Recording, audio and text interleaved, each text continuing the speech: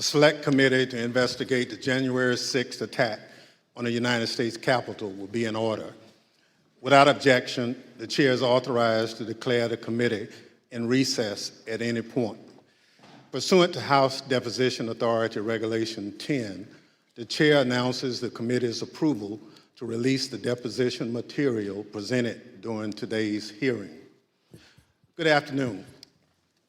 At our last hearing, we told the story of a scheme driven by Donald Trump to pressure former Vice President Mike Pence to illegally overturn the election results. We showed that when the pressure campaign failed and Mike Pence fulfilled his constitutional obligation, Donald Trump turned a violent mob loose on him. We showed that the mob came within roughly 40 feet of the Vice President. Today, we'll show that what happened to Mike Pence wasn't an isolated part of Donald Trump's scheme to overturn the election. In fact, pressuring public servants into betraying their oaths was a fundamental part of the playbook. And a handful of election officials in several key states stood between Donald Trump and the upending of American democracy. As we begin today, it's important to remember when we count the votes for president, we count the votes state by state. For the most part, the candidates who win the popular vote in a state wins all the state's electoral college votes. And whoever wins a majority of the electoral college votes wins the presidency. So when Donald Trump tried to overturn the election results, he focused on just a few states. He wanted officials at the local and state level to say the vote was tainted by widespread fraud and throw out the results, even though, as we showed last week, there wasn't any voter fraud that could have overturned the election results. And like Mike Pence, these public servants wouldn't go along with Donald Trump's scheme. And when they wouldn't embrace the big lie and substitute the will of the voters with Donald Trump's will to remain in power, Donald Trump worked to ensure they faced the consequences. Threats to people's livelihood and lives, threats of violence that Donald Trump knew about and amplified. And in our other hearings, we can't just look backward at what happened in late 2020 and in the early 2021 because the danger hadn't gone away. Our democracy endured a mighty test on January 6th and in the days before. We say our institutions held. But what does that really mean? Democratic institutions aren't abstractions or ideas. They are local officials who oversee elections, secretaries of state, people in whom we placed our trust that they'll carry out their duties. But what if they don't? 2 weeks ago, New Mexico held its primary elections. One county commission refused to certify the results, citing vague, unsupported claims dealing with Dominion voting machines. The court stepped in, saying New Mexico law required the commission to certify the results. 2 of the 3 members of the commission finally relented. One still refused, saying his vote, quote, isn't based on any evidence, it's not based on any facts. It's only based on my gut feeling and my own intuition, and that's all I need.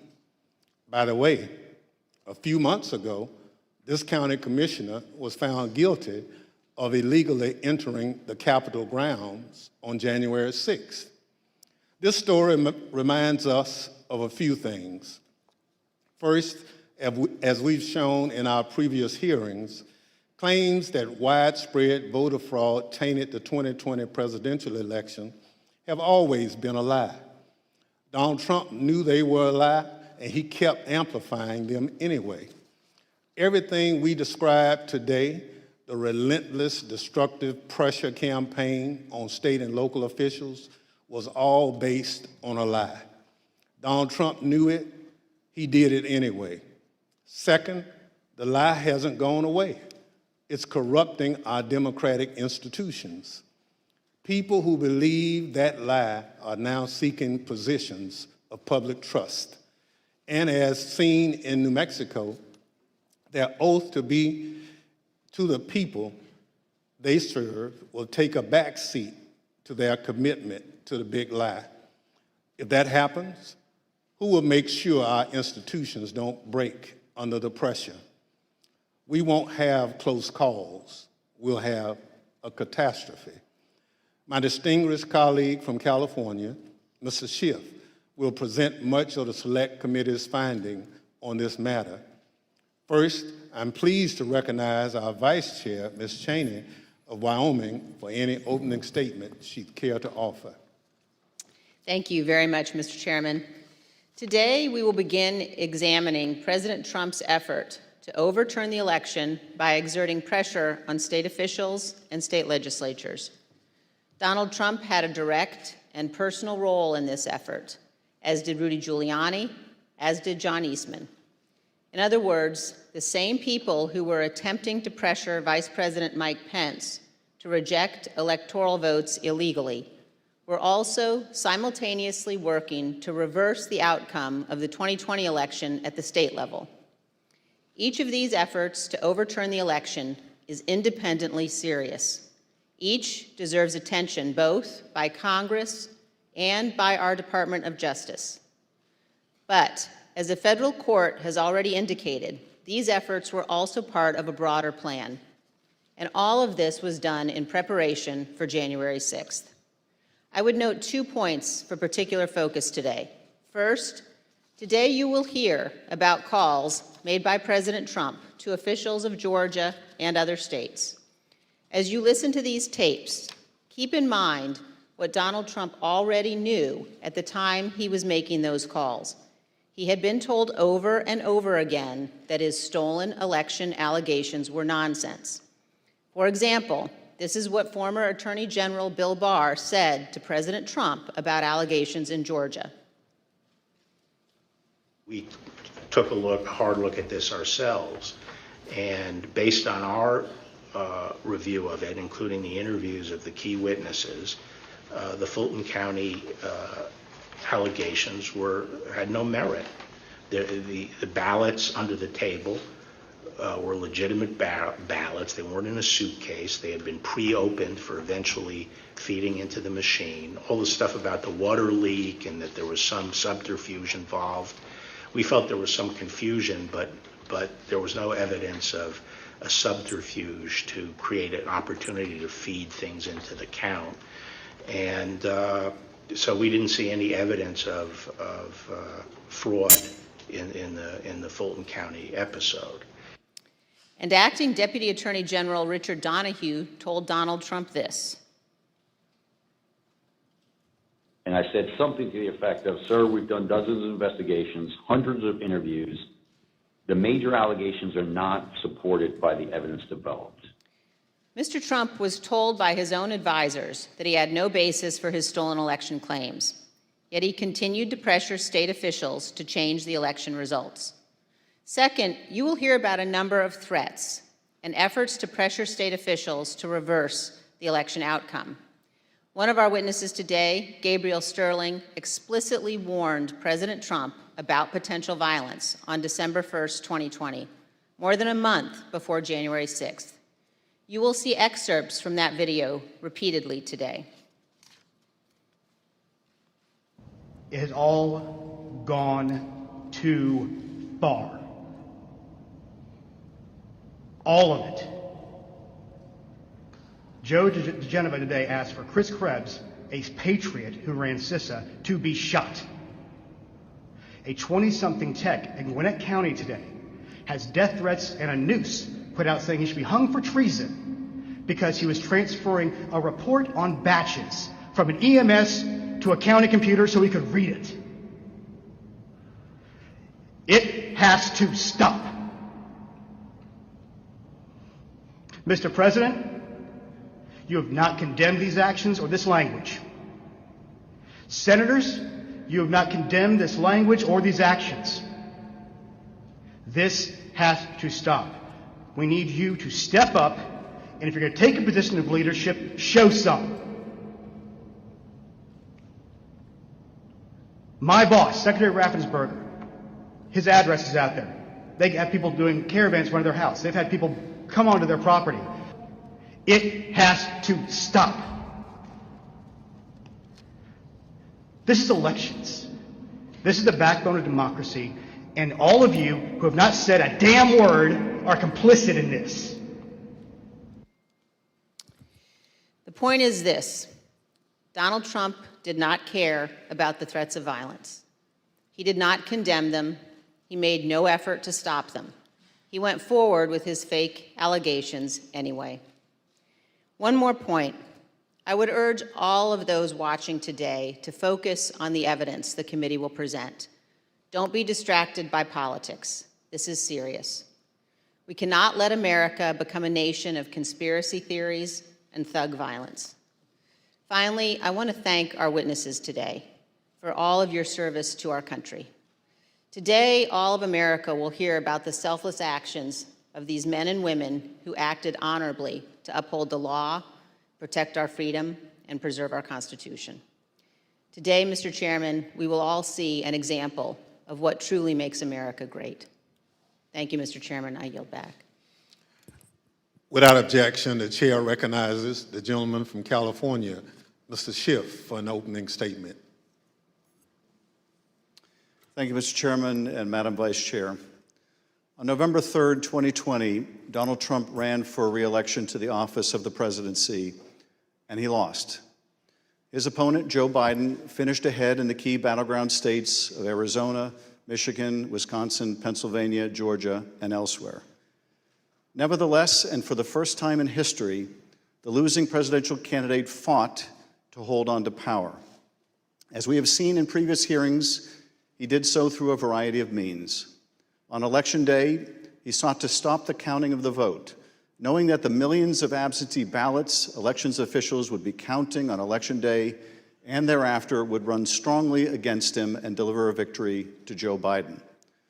Next, and when he could not stop the counting, he tried to stop state legislatures and governors from certifying the results of the election.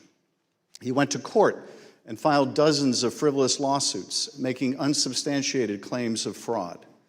When that too failed, he mounted a pressure campaign directed at individual state legislators to try to get them to go back into session and either declare him the winner, decertify Joe Biden as the winner, or send two slates of electors to Congress, one for Biden and one for him, and pressure Vice President Pence to choose him as the winner. But the state legislatures wouldn't go along with this scheme, and neither would the vice president. None of the legislatures agreed to go back into special session and declare him the winner. No legitimate state authority in the states Donald Trump lost would agree to appoint fake Trump electors and send them to Congress. But this didn't stop the Trump campaign either. They assembled groups of individuals in key battleground states and got them to call themselves electors, created phony certificates associated with these fake electors, and then transmitted these certificates to Washington and to the Congress to be counted during the joint session of Congress on January 6th. None of this worked. But according to Federal District Judge David Carter, former President Trump and others likely violated multiple federal laws by engaging in this scheme, including conspiracy to defraud the United States. You will hear evidence of the former president and his top advisors' direct involvement in key elements of this plot, or what Judge Carter called a coup in search of a legal theory. For as the judge explained, President Trump's pressure campaign to stop the electoral count did not end with Vice President Pence. It targeted every tier of federal and state elected officials. Convincing state legislatures, he said, to certify competing electors was essential to stop the count and ensure President Trump's re-election.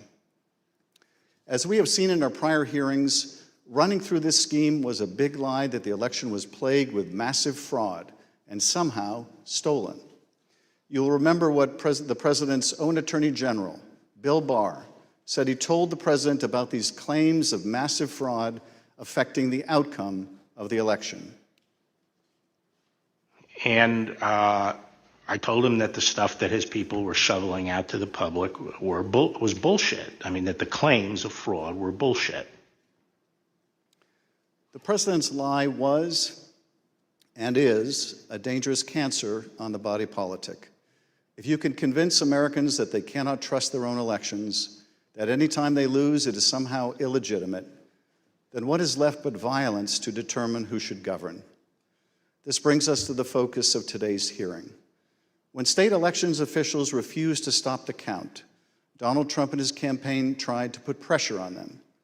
When state executive officials refused to certify him the winner of states he lost, he applied more pressure. When state legislators refused to go back into session and appoint Trump electors, he amped up the pressure yet again. Anyone who got in the way of Donald Trump's continued hold on power after he lost the election was the subject of a dangerous and escalating campaign of pressure. This pressure campaign brought angry phone calls and texts, armed protests, intimidation, and all too often, threats of violence and death. State legislators were singled out. So too were statewide elections officials. Even local elections workers, diligently doing their jobs, were accused of being criminals and had their lives turned upside down. As we will show, the president's supporters heard the former president's claims of fraud and the false allegations he made against state and local officials as a call to action. Stop the steal! Stop the steal! Stop the steal! You're a threat to democracy! You're a threat to free and honest elections! America! We love our rights and our freedom! Tyranny will not be allowed in our country. You're a tyrant, you're a felon, and you must turn yourself in to the authorities immediately. And then about 45 minutes later, we started to hear the noises outside my home, and my stomach sunk, and I thought, it's me. And then it's just, we don't know what's the uncertainty of that was what was the fear. Like, are they coming with guns? Are they going to attack my house? I'm in here with my kid, I'm trying to put him to bed. And so it was, that was the scariest moment, just not knowing what was going to happen. This pressure campaign against state and local officials spanned numerous contested states, as you will see in this video produced by the Select Committee. My name is Josh Roselman. I'm an investigative counsel for the House Select Committee to investigate the January 6th attack on the United States Capitol. Beginning in late November 2020, the president and his lawyers started appearing before state legislators, urging them to give their electoral votes to Trump, even though he lost the popular vote. I represent President Trump along with Jenna Ellis, and this is our fourth or fifth hearing. This election has to be turned around because we won Pennsylvania by a lot, and we won all of these swing states by a lot. This was a strategy with both practical and legal elements. The Select Committee has obtained an email from just 2 days after the election in which a Trump campaign lawyer named Cleta Mitchell asked another Trump lawyer, John Eastman, to write a memo justifying the idea. When do you remember this coming up as an option in the post-election period for the first time? Right after the election. It might have been before the election. Eastman prepared a memo attempting to justify this strategy, which was circulated to the Trump White House, Rudy Giuliani's legal team, and state legislators around the country. And he appeared before the Georgia State Legislature to advocate for it publicly. You could also do what the Florida legislature was prepared to do, which is to adopt a slate of electors yourselves.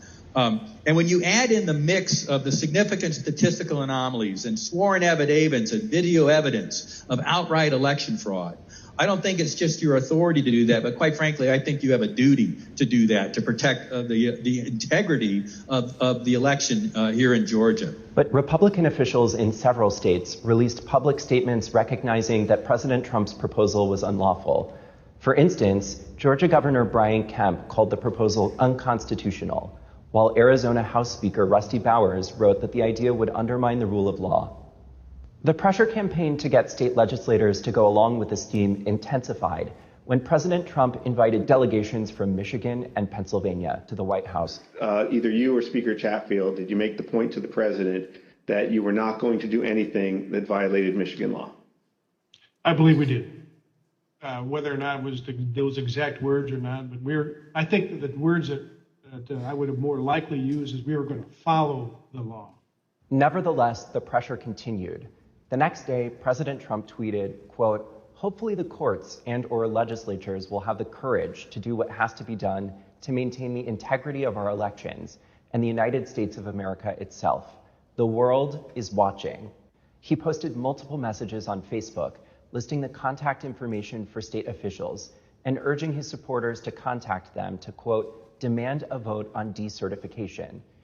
In one of those posts, President Trump disclosed Mike Shirkey's personal phone number to his millions of followers. All I remember is receiving over just shy of 4,000 text messages over a short period of time, calling to take action. It was a loud noise, loud, consistent cadence of, we hear that the Trump folks are calling and asking for changes in the electors, and you guys can do this. Well, they were believing things that were untrue. These efforts also involved targeted outreach to state legislators. Hi, Representative. My name is Angela McCallum. I'm calling from Trump campaign headquarters in Washington, D.C. You do have the power to reclaim your authority and send a slate of electors that will support President Trump and Vice President Pence. From President Trump's lawyers and from Trump himself. And I've become friendly with legislators that I didn't know 4 weeks ago. Another legislator, Pennsylvania House Speaker Brian Cutler, received daily voicemails from Trump's lawyers in the last week of November. Mr. Speaker, this is Rudy Giuliani and Jenna Ellis. We're calling you together because we'd like to discuss, obviously, the election. Hello, Mr. Speaker. This is Jenna Ellis, and I'm here with Mayor Giuliani. Hey, Brian, it's Rudy. I really have something important to call to your attention that I think really changes things. Cutler felt that the outreach was inappropriate and asked his lawyers to tell Rudy Giuliani to stop calling, but Giuliani continued to reach out. I understand that you don't want to talk to me now. I just want to bring some facts to your attention and talk to you as a fellow Republican. On December 30th, Trump ally Steve Bannon announced a protest at Cutler's home. We're getting on the road and we're going down to Cutler. We're going to start going to offices, and if we have to, we're going to go to homes, and we're going to let them know what we think about them. There were multiple protests. I actually don't remember the exact number. There was at least 3, I think, outside either my district office or my home. And you're correct, my son, my then 15-year-old son, was home by himself for the first one. All of my personal information was doxed online. It was my personal email, my personal cell phone, my home phone number. In fact, we had to disconnect our home phone for about 3 days because it would ring all hours of the night and would fill up with messages. Brian Cutler, we're outside. Clerks facing felony charges in Michigan. Poll watchers denied access in Pennsylvania. These ads were another element in the effort. The Trump campaign spent millions of dollars running ads online and on television. The evidence is overwhelming. Call your governor and legislators. Demand they inspect the machines and hear the evidence. Public pressure on state officials often grew dangerous in the lead up to January 6th. Let us in! Let us in! Let us in! Let us in! Special session! Special session! Special session! We'll light the whole shit on fire. What are we going to do? What can you and I do to a state legislator besides kill him? Although we should not do that. I'm not advising that, but I mean, what else can you do, right?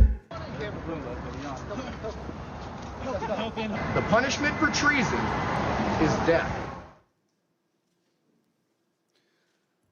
The state pressure campaign and the danger it posed to state officials and to state capitals around the nation was a dangerous precursor to the violence we saw on January 6th at the U.S. Capitol.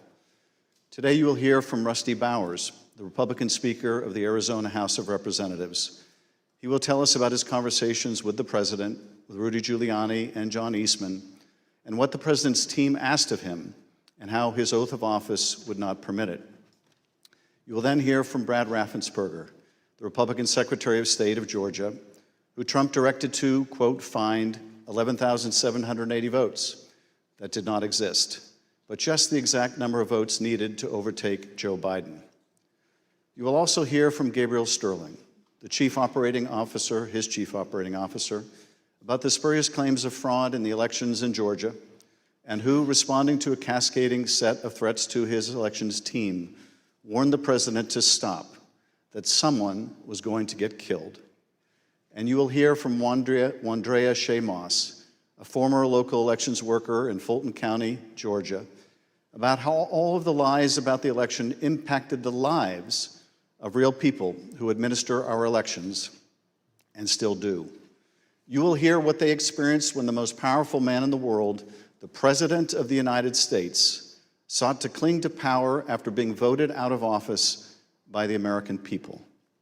The system held, but barely. And the system held because people of courage, Republicans and Democrats, like the witnesses you will hear today, put their oath to the country and Constitution above any other consideration. They did their jobs, as we must do ours.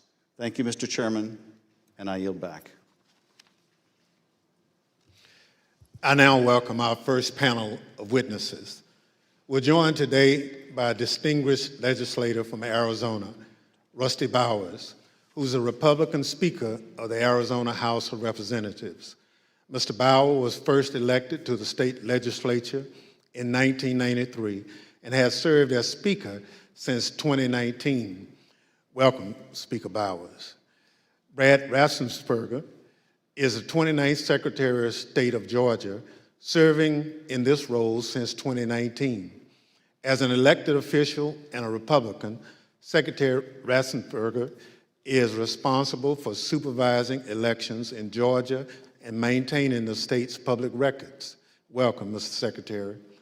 Gabriel Sterling is the Chief Operating Officer in the Georgia Secretary of State's office.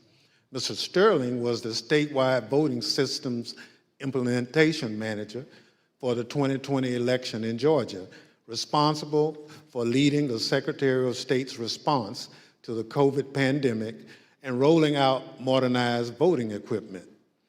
I will swear in our witnesses. The witnesses will please stand and raise their right hand. Do you swear or affirm on the penalty of perjury that the testimony you're about to give is the truth, the whole truth, and nothing but the truth, so help you God? Thank you. Please be seated. Let the record reflect that the witnesses answered in the affirmative. Speaker Bowers, thank you for being with us today.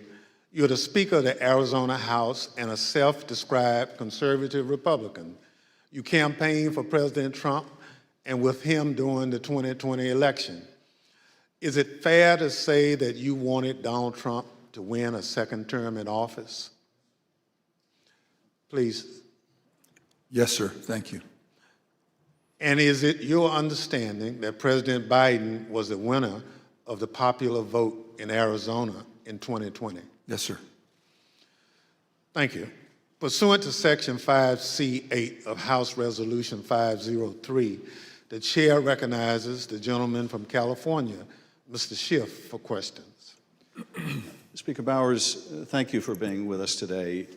Before we begin with the questions that I had prepared for you, I wanted to ask you about a statement that former President Trump issued, which I received just prior to the hearing.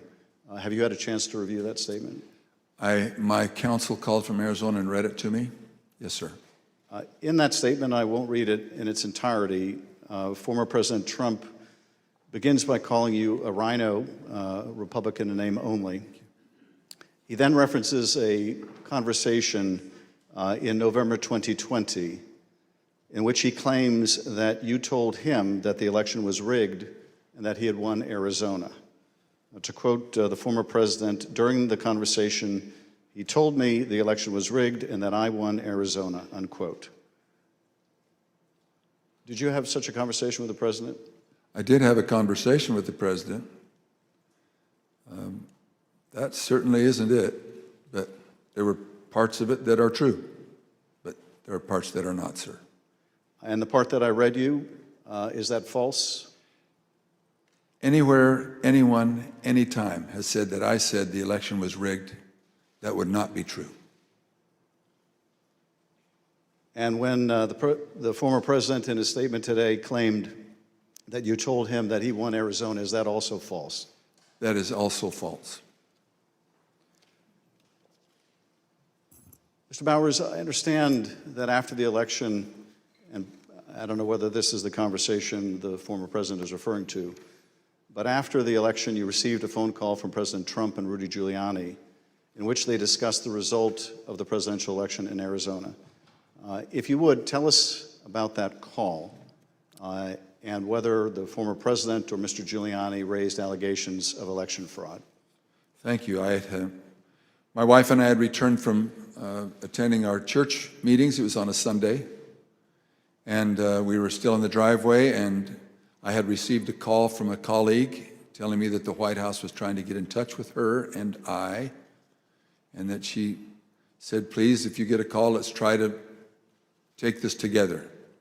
Immediately, I saw that the White House on my Bluetooth was calling, and I took the call and was asked by I would presume the operator at the White House if I would hold for the president, which I did, and Mr. Giuliani came on first, and niceties, then Mr. Trump, President Trump, then President Trump came on, and we initiated a conversation. During that conversation, did you ask Mr. Giuliani for proof of these allegations of fraud that he was making? On multiple occasions, yes. And when you asked him for evidence of this fraud, what did he say? He said that they did have proof, and I asked him, do you have names? For example, we have 200,000 illegal immigrants, some large number, 5,000 or 6,000 dead people, etc. And I said, do you have their names? Yes. Will you give them to me? Yes. The president interrupted and said, give the man what he needs, Rudy. He said, I will. And that happened on at least 2 occasions, that interchange in the conversation. So Mr. Giuliani was claiming in the call that there were hundreds of thousands of undocumented people and thousands of dead people who had purportedly voted in the election? Yes. And you asked him for evidence of that? I did. And did you ever receive from him that evidence either during the call, after the call, or to this day? Never. What was the ask during this call? He was making these allegations of fraud, but he had something or a couple things that they wanted you to do. What were those? The ones I remember were first that we would hold, that I would allow an official committee at the Capitol so that they could hear this evidence and that we could take action thereafter. And I refused. I said, up to that time, the circus, I called it a circus, had been brewing with lots of demonstrations, both at the counting center, at the Capitol, and other places. And I didn't want to have that in the House. I did not feel that the evidence, granted in its absence, merited a hearing, and I didn't want to be used as a pawn if there was some other need that the committee hearing would fulfill. So that was the first ask, that we hold an official committee hearing. And what was his second ask? I said, to what end? To what end the hearing? He said, well, we have heard by an official high-up in the Republican legislature that there is a legal theory or a legal ability in Arizona that you can remove the electors of President Biden and replace them. And we would like to have the legitimate opportunity through the committee to come to that end and remove that. And I said, that's something that's totally new to me. I've never heard of any such thing. And he pressed that point, and I said, look, you are asking me to do something that is counter to my oath when I swore to the Constitution to uphold it, and I also swore to the Constitution and the laws of the state of Arizona, and this is totally foreign as an idea or a theory to me, and I would never do anything of such magnitude without deep consultation with qualified attorneys. And I said, I've got some good attorneys, and I'm going to give you their names. But you are asking me to do something against my oath, and I will not break my oath. And I think that was up to that point. During the conversation, and you heard, I think, when we played a snippet of Mr. Giuliani calling other state legislators and saying that he was calling us essentially a fellow Republican. Did he make a similar appeal to you or bring up the fact that you shared a similar party? Whether it was in that call or in a later meeting, he did bring that up more than once. And how would he bring that up? He would say, aren't we all Republicans here? I would think we would get a better reception. I mean, I would think you would listen a little more open to my suggestions, that we're all Republicans. And this evidence that you asked him for that would justify this extraordinary step, I think you said they never produced. Why did you feel, either in the absence of that evidence or with it, what they were asking you to do would violate your oath to the Constitution? First of all, when the people, and in Arizona, I believe it's some 40 plus years earlier, the legislature had established the manner of electing our officials, or the electors for the presidential race. Once it was given to the people, as in Bush v. Gore, illustrated by the Supreme Court, it becomes a fundamental right of the people. So as far as I was concerned, for someone to ask me in the, I would call it a paucity, there was no evidence being presented of any strength. Evidence can be hearsay evidence, it's still evidence, but it's still hearsay. But strong judicial quality evidence, anything that would say to me, you have a doubt, deny your oath. I will not do that.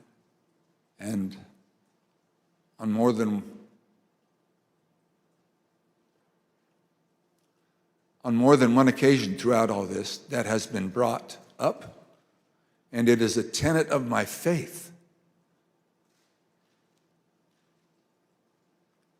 that the Constitution is divinely inspired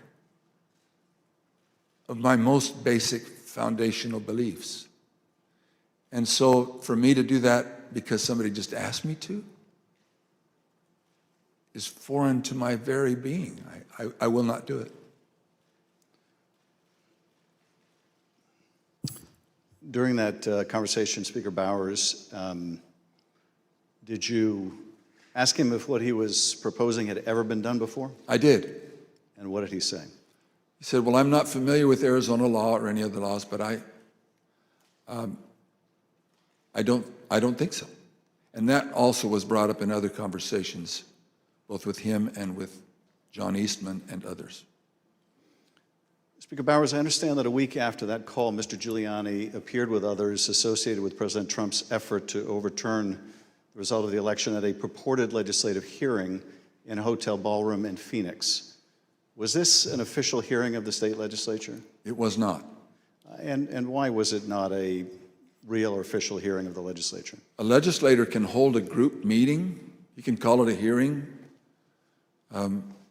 But when they ask me to have an official hearing, we establish it by protocols, public notice, etc. It's typically held at the Capitol, but it doesn't need to be. We can authorize a hearing off campus. And in this case, I had been asked on several occasions to allow a hearing. I had denied it, but said, you're free to hold a meeting, any meeting you want, to the person who asked, and which he ultimately did. I think he was a little frustrated, but he ultimately did. This meeting was the same day, I believe, that the governor of Arizona, Doug Ducey, certified Biden as the winner of the presidential election in Arizona. Did you meet with Mr. Giuliani and his associates while they were in Phoenix sometime after that purported legislative hearing at the hotel? Yes, I did, sir. And at that meeting, did Mr. Giuliani raise any specific allegations of election fraud again? His initial comments were, again, the litany of groups of illegal individuals or people deceased, etc. And he had brought that up. And I wasn't alone in that meeting. There were others, and other members of the Senate aggressively questioned him. And then I proceeded to question him on the proof that he was going to bring me, etc. But he did bring those up, yes. And these other legislators were also Republican members of the Senate? They were, yes, sir. And did they also press him for proof of these allegations? They pressed him very strongly. Two of them especially, very strongly. And at some point, did Mr. Giuliani ask one of the other attorneys on his team to help him out with the evidence? He did. He asked Jenna Ellis, who was sitting to his right. One thing was that it was more to the point of, was there sufficient evidence or action that we could justify the recalling of the electors? But at that part of the conversation, I know he referred to someone else. But he did ask, do we have the proof, to Jenna, Miss Ellis? And she said, yes. And I said, I want the names. Do you have the names? Yes. Do you have how they voted? We have all the information. I said, can you get to me that information? Did you bring it with you? She said, no. Both Mr. Giuliani asked her and I asked generally if they'd brought it with them. She said, no, it's not with me, but we can get it to you.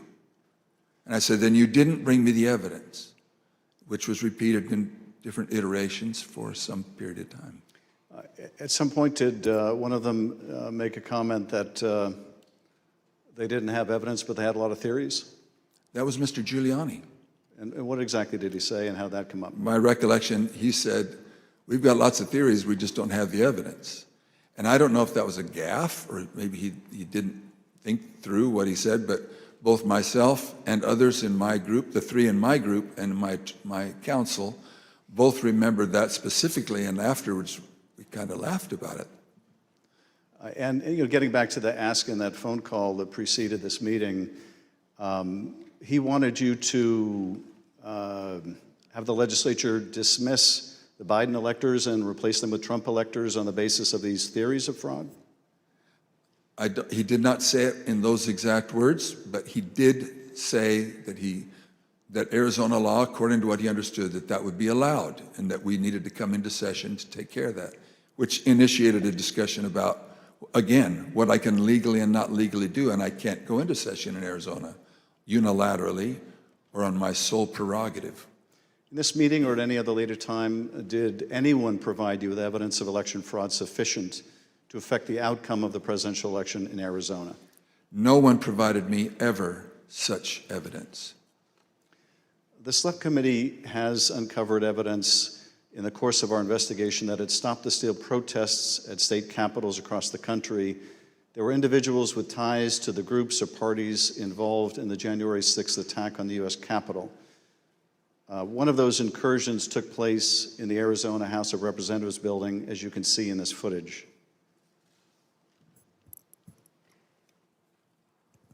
This is previously undisclosed video of protesters illegally entering and refusing to leave the building. One of the individuals prominently shown in this video is Jacob Chansley. Perhaps better known as the QAnon shaman, this rioter entered the Capitol on January 6th, was photographed leaving a threatening note on the dais in the U.S. Senate chamber, and was ultimately sentenced to 41 months in prison after pleading guilty to obstruction of an official proceeding. Other protesters who occupied the Arizona House of Representatives building included Proud Boys, while men armed with rifles stood just outside the entrance. I understand these protesters were calling for you by name, Speaker Bowers. Is that correct? That is correct.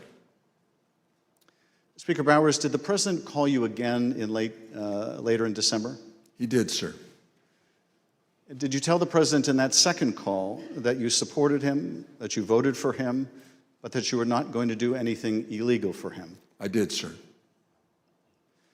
Nevertheless, his lawyer, John Eastman, called you some days later on June 4th, 2021. And he did have a very specific ask that would have required you to do just what you had already told the president you wouldn't do, something that would violate your oath. Is that correct? That's correct. It wasn't just me. I had my counsel and others on the call. And what did Dr. Eastman want you to do? That we would, in fact, take a vote to overthrow, or I shouldn't say overthrow, that we would decertify the electors, and that because we had plenary authority to do so.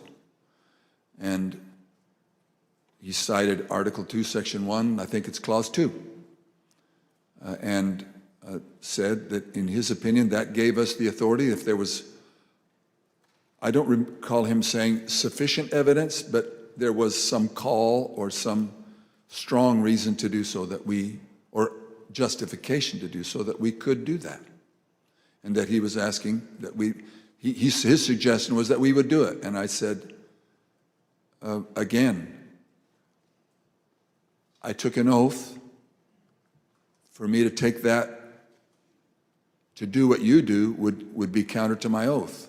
I don't recall if it was in that conversation, clearly, that we talked more about the oath, but I said, what would you have me do? And he said, just do it and let the court sort it out. And I said, you're asking me to do something that's never been done in history, the history of the United States, and I'm going to put my state through that without sufficient proof, and that's going to be good enough with me?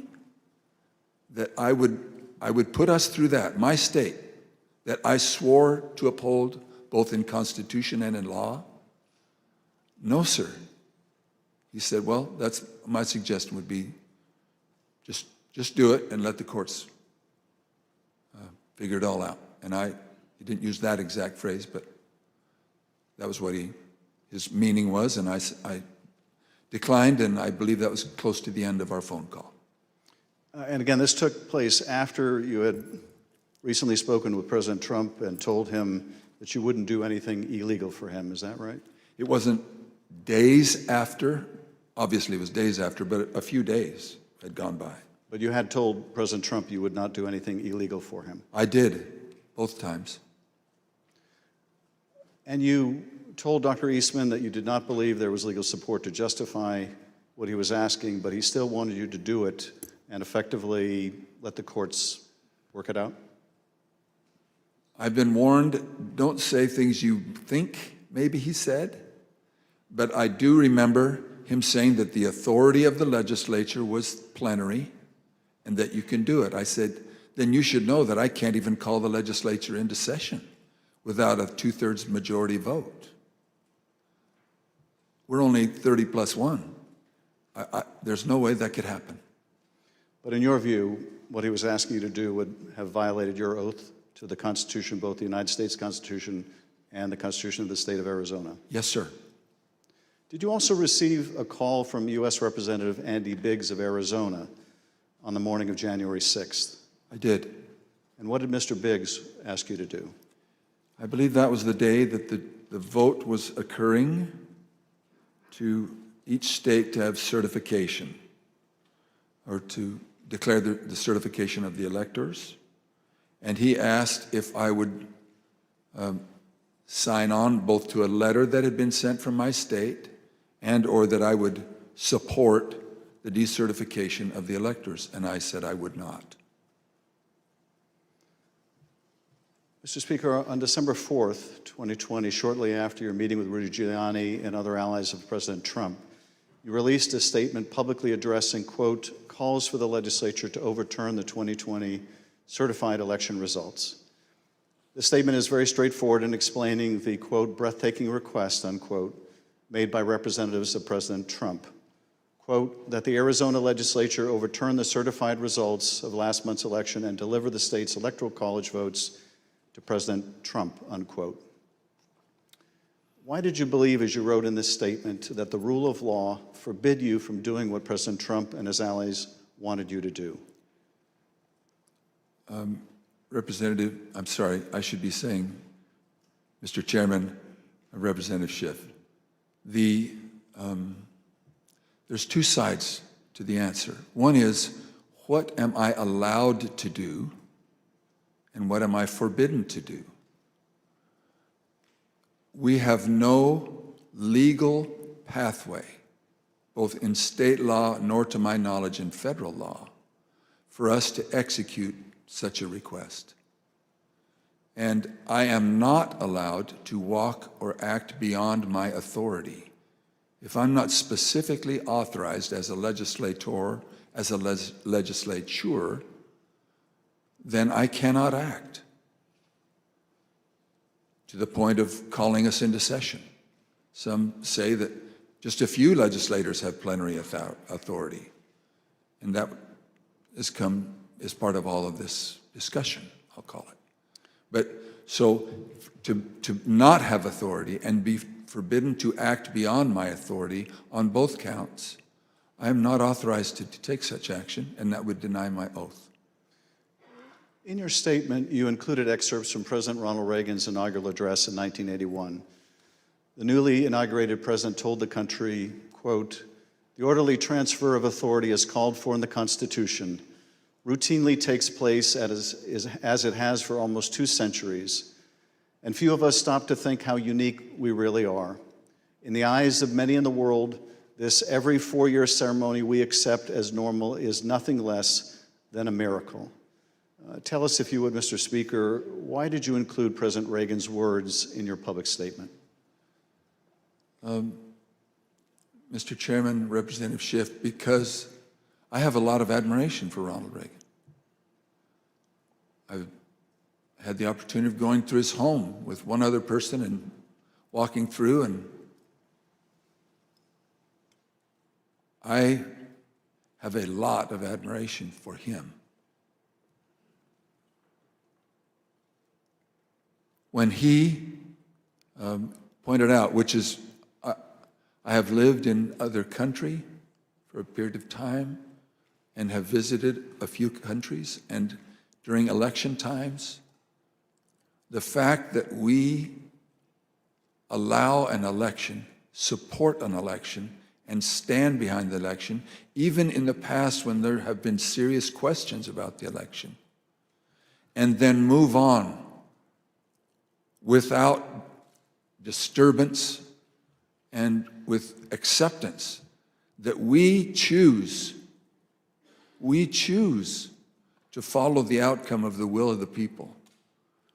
That will, it means a lot to me, and I know it meant a lot to him, and so we included that.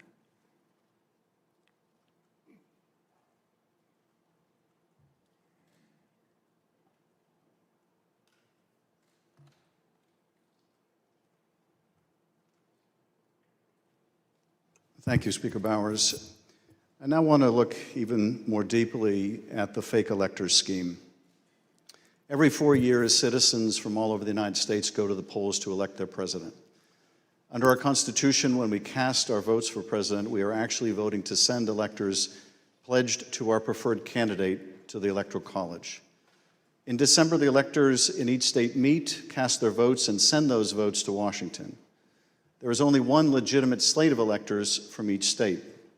On the 6th day of January, Congress meets in a joint session to count those votes, and the winner of the Electoral College vote becomes the president. In this next segment, you'll hear how President Trump and his campaign were directly involved in advancing and coordinating the plot to replace legitimate Biden electors with fake electors not chosen by the voters. You'll hear how this campaign convinced these fake electors to cast and submit their votes through fake certificates, telling them that their votes would only be used in the event that President Trump won his legal challenges. Yet when the president lost those legal challenges, when courts rejected them as frivolous and without merit, the fake elector scheme continued. At this point, President Trump's own lawyers, so-called Team Normal, walked away rather than participate in the plan. And his own White House counsel's office said that the plan was not legally sound. Let's play the following video produced by the Select Committee. My name is Casey Lucier. I'm an investigative counsel for the House Select Committee to investigate the January 6th attack on the United States Capitol. On November 18th, a lawyer working with the Trump campaign named Kenneth Chesebro wrote a memo arguing that the Trump campaign should organize its own electors in the swing states that President Trump had lost. The Select Committee received testimony that those close to President Trump began planning to organize fake electors for Trump in states that Biden won in the weeks after the election. Who do you remember being involved in those early discussions around the Thanksgiving time regarding having alternate electors meet? Mr. Giuliani, several of Mr. Giuliani's associates, Mr. Meadows,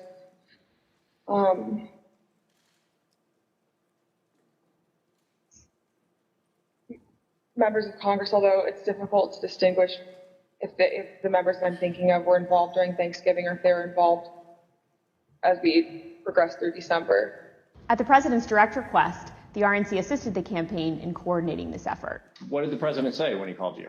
Essentially, he turned the call over to Mr. Eastman, who then proceeded to talk about the importance of the RNC helping the campaign gather these contingent electors in case any of the legal challenges that were ongoing changed the result of any of the states. I think more just helping them reach out and assemble them. But my understanding is the campaign did take the lead, and we just were helping them in that role. As President Trump and his supporters continued to lose lawsuits, some campaign lawyers became convinced that convening electors in states that Trump lost was no longer appropriate. I just remember I either replied or called somebody saying, unless we have litigation pending that's like in these states, like, I don't think this is appropriate, or, you know, this isn't the right thing to do. I don't remember how I phrased it, but and I got into a little bit of a back and forth, and I think it was with Ken Chesebro, where I said, all right, you know, I mean, you just get after it. Like, I'm out. At that point, I had Josh Finley email Mr. Chesebro politely to say, this is your task. You are responsible for the Electoral College issues moving forward. And this was my way of taking that responsibility to zero. The committee learned the White House counsel's office also felt the plan was potentially illegal. And so, to be clear, did you hear the White House counsel's office say that this plan to have alternate electors meet and cast votes for Donald Trump in states that he had lost was not legally sound? Yes, sir. And who was present for that meeting that you remember? It was in our office. It was Mr. Meadows, Mr. Giuliani, and a few of Mr. Giuliani's associates. The Select Committee interviewed several of the individual fake electors, as well as Trump campaign staff who helped organize the effort. We were just, kind of useful idiots or rubes at that point. A strong part of me really feels that it's just kind of as the road continued and as that was failure, that got formulated as what do we have on the table? Let's just do it. And now, after what we've told you today about the Select Committee's investigation about the conclusion of the professional lawyers on the campaign staff, Justin Clark, Matt Morgan, and Josh Finley, about their unwillingness to participate in the convening of these electors, how does that contribute to your understanding of these issues? I'm angry. Because I think in a sense, no one really cared if people were potentially putting themselves in jeopardy. Would you have not wanted to participate in this any further as well? I absolutely would not have. Had I known that the three main lawyers for the campaign that I'd spoken to in the past and were leading up were not on board, Yeah. I was told that these would only count if a court ruled in our favor. So that would have been using our electors, it would have been using our electors in ways that we weren't told about, and we wouldn't have supported. Documents obtained by the Select Committee indicate that instructions were given to the electors in several states that they needed to cast their ballots in complete secrecy. Because this scheme involved fake electors, those participating in certain states had no way to comply with state election laws, like where the electors were supposed to meet. One group of fake electors even considered hiding overnight to ensure that they could access the state capitol, as required in Michigan. Did Mr. Norton say who he was working with at all on this effort to have electors meet? He said he was working with the president's campaign. He told me that the Michigan Republican electors were planning to meet in the Capitol and hide overnight so that they could fulfill the role of casting their vote in per law in the Michigan chambers. And I told him in no uncertain terms that that was insane and inappropriate. In one state, the fake electors even asked for a promise that the campaign would pay their legal fees if they got sued or charged with a crime. Ultimately, fake electors did meet on December 14th, 2020 in Arizona, Georgia, Michigan, Pennsylvania, New Mexico, Nevada, and Wisconsin. At the request of the Trump campaign, the electors from these battleground states signed documents falsely asserting that they were the, quote, duly elected electors from their state, and submitted them to the National Archives and to Vice President Pence in his capacity as President of the Senate. Here is what some of the fake elector certificates look like as compared to the real ones. But these ballots had no legal effect. In an email produced to the Select Committee, Dr. Eastman told a Trump campaign representative that it did not matter that the electors had not been approved by a state authority. Quote, the fact that we have multiple slates of electors demonstrates the uncertainty of either. That should be enough. He urged that Pence act boldly and be challenged. Documents produced to the Select Committee show that the Trump campaign took steps to ensure that the physical copies of the fake electors' electoral votes from 2 states were delivered to Washington for January 6th. Text messages exchanged between Republican Party officials in Wisconsin show that on January 4th, the Trump campaign asked for someone to fly their fake electors' documents to Washington. A staffer for Wisconsin Senator Ron Johnson texted a staffer for Vice President Pence just minutes before the beginning of the joint session. This staffer stated that Senator Johnson wished to hand-deliver to the Vice President the fake electors' votes from Michigan and Wisconsin. The Vice President's aide unambiguously instructed them not to deliver the fake votes to the Vice President. Even though the fake elector slates were transmitted to Congress and the executive branch, the Vice President held firm in his position that his role was to count lawfully submitted electoral votes. Joseph R. Biden, Jr. of the state of Delaware has received 306 votes. Donald J. Trump of the state of Florida has received 232 votes. Which is what he did when the joint session resumed on January 6th after the attack on the Capitol. 538.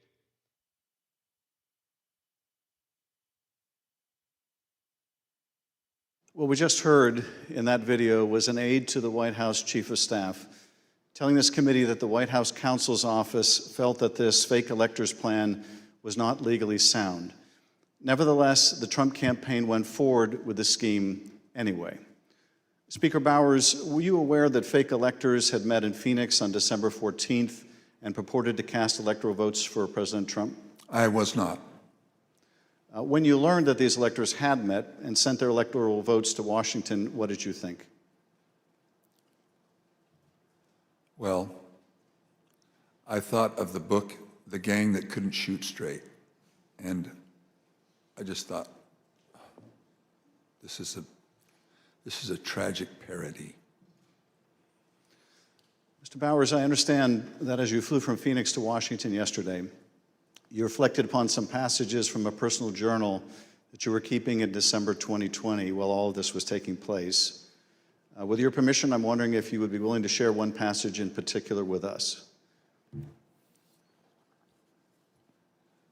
Thank you very much,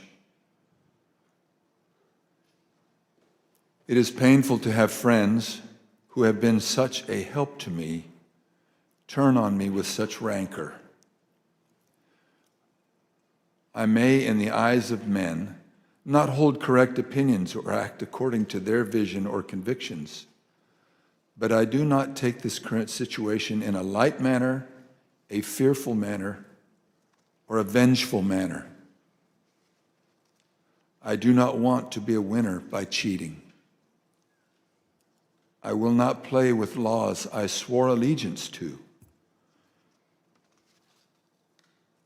with any contrived desire towards deflection of my deep foundational desire to follow God's will as I believe He led my conscience to embrace. How else will I ever approach Him in the wilderness of life, knowing that I ask this guidance only to show myself a coward in defending the course He let me take. He led me to take. Thank you, Mr. Speaker. Those are powerful words. I understand that taking the courageous positions that you did following the 2020 election in defense of the rule of law and protecting the voters of Arizona resulted in you and your family being subjected to protests and terrible threats. Can you tell us how this impacted you and your family? Well, as others in the videos have mentioned, we received, my secretaries would say, in excess of 20,000 emails and tens of thousands of voicemails and texts, which saturated our offices and we were unable to work, or at least communicate. But at home, up till even recently, it is the new pattern or a pattern in our lives to worry what will happen on Saturdays, because we have various groups come by and they have had video panel trucks with videos of me proclaiming me to be a pedophile and a pervert and a corrupt and politician, and blaring loudspeakers in my neighborhood and leaving literature both on my property, but arguing and threatening with neighbors and with myself.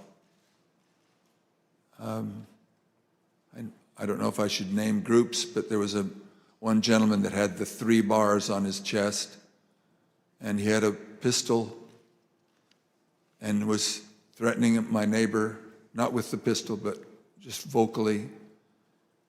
When I saw the gun, I knew I had to get close. And at the same time, on some of these, we had a daughter who was gravely ill, who was upset by what was happening outside. And my wife, that was a valiant person, very, very strong, quiet, very strong woman.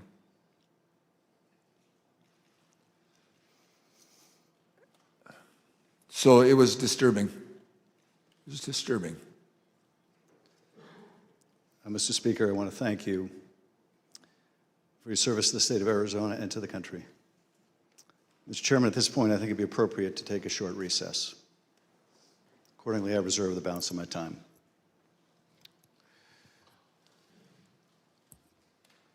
The chair requests that those in the hearing room remain seated until the Capitol Police have escorted members and witnesses from the room. We'll have 5 minutes, 5-minute recess.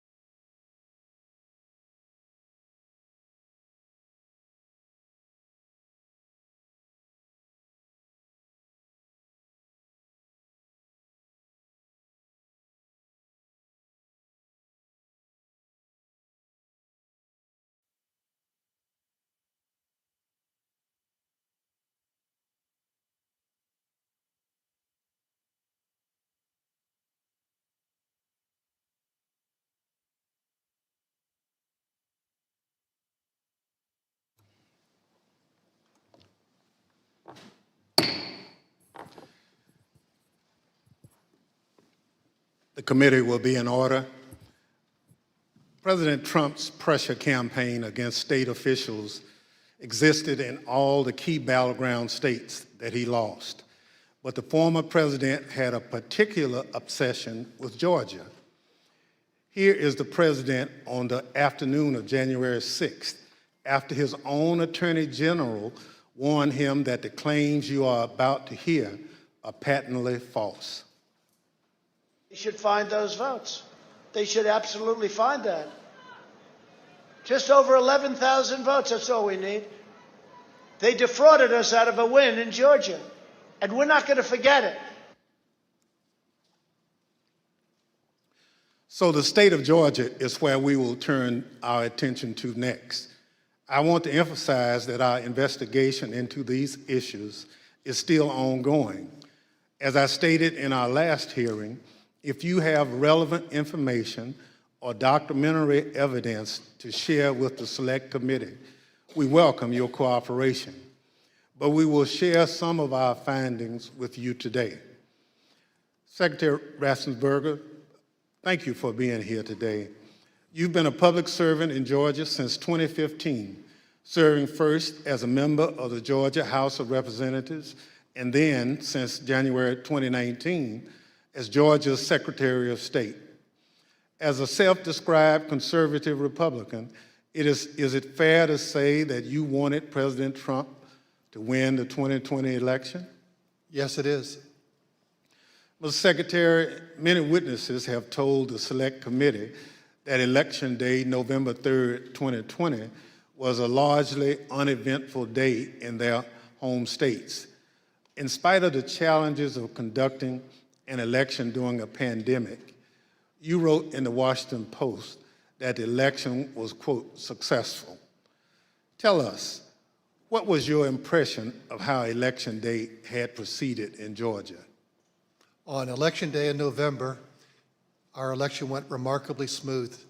In fact, we meet at the GEMA headquarters. That's the Georgia Energy Emergency Management Association meeting location, but we were following wait times in line. In the afternoon, our average wait time was 3 minutes statewide that we were recording for various precincts, and it actually got down to 2 minutes. And at the end of the day, we felt that we had a successful election from the standpoint of the administration and the operation of the election. Thank you. The chair recognizes the gentleman from California, Mr. Schiff. Thank you, Mr. Chairman. Secretary Raffensperger, did Joe Biden win the 2020 presidential election in Georgia, and by what margin? President Biden carried the state of Georgia by approximately 12,000 votes. And Mr. Secretary, as I understand it, your office took several steps to ensure the accuracy of the vote count in Georgia, reviewing the vote count in at least 3 different ways. These steps included a machine recount, a forensic audit, and a full hand recount of every one of the 5 million ballots cast. Did these efforts, including a recount of literally every ballot cast in the state of Georgia, confirm the result? Yes, they did. We counted the ballots where the first tabulation would be scanned. Then when we did our 100% hand audit of the all 5 million ballots in the state of Georgia, all cast in place, all absentee ballots, they were all hand recounted, and they came remarkably close to the first count. And then upon the election being certified, President Trump, because he was within 0.5%, could ask for a recount. And then we recounted them again through the scanners, and we got remarkably the same count. 3 counts, all remarkably close, which showed that President Trump did come up short.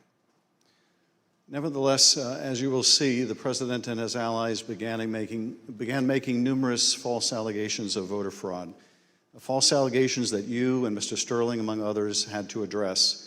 Mr. Sterling, thank you also for being here today.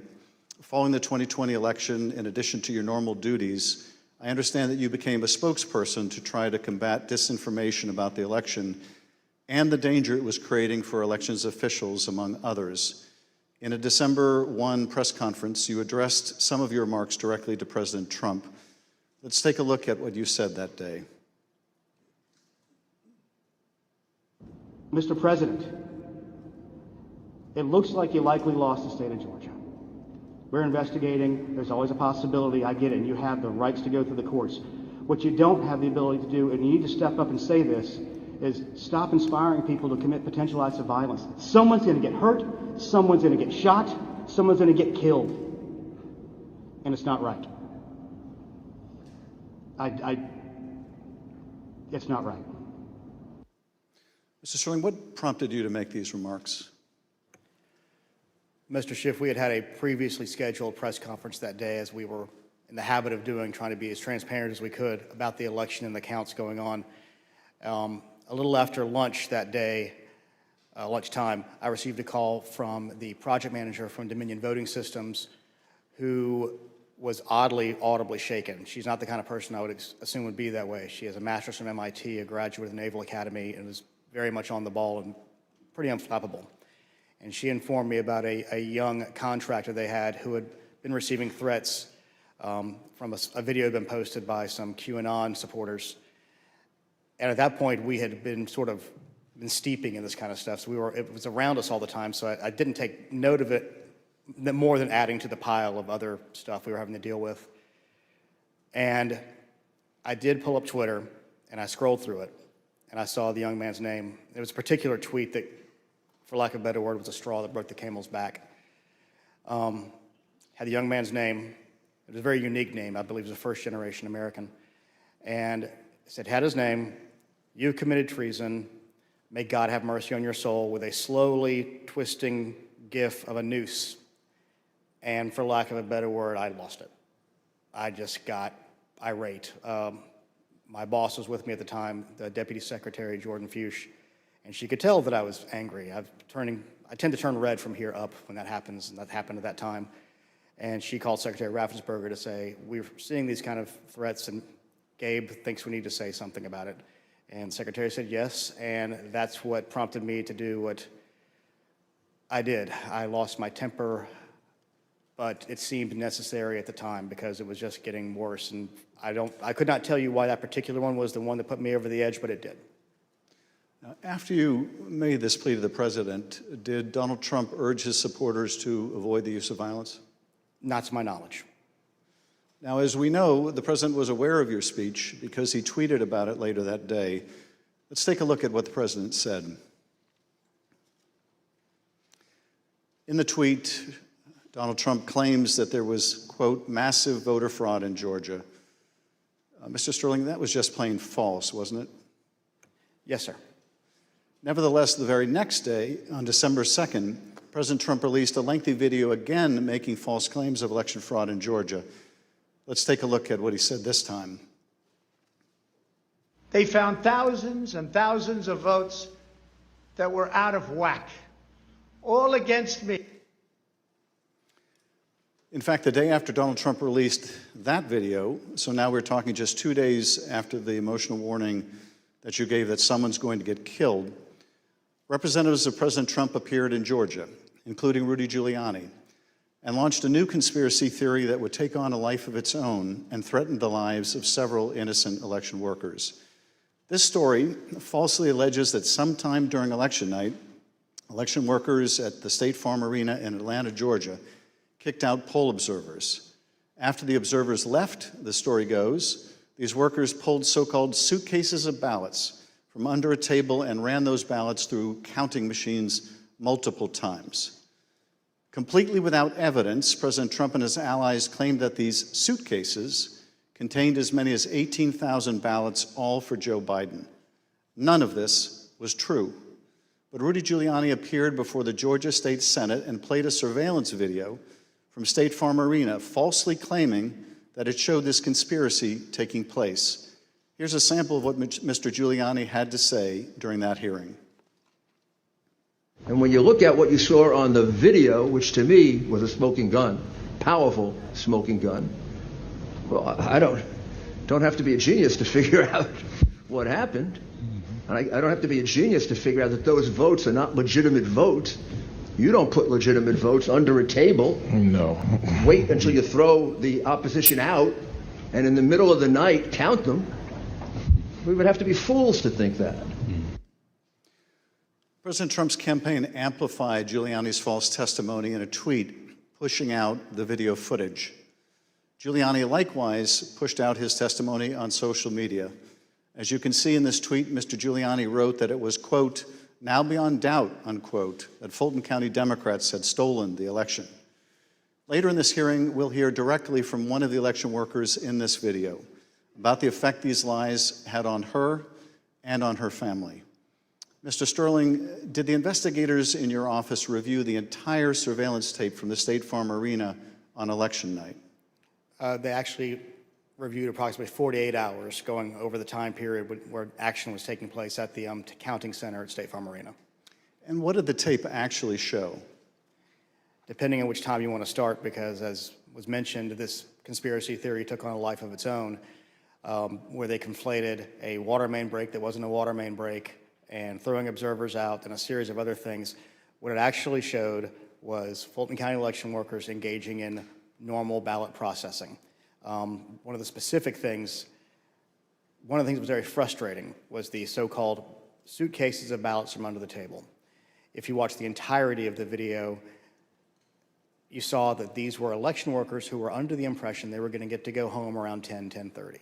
People are putting on their coats. They're putting ballots that are prepared to be scanned into ballot carriers that are then sealed with tamper-proof seals so that they're not messed with.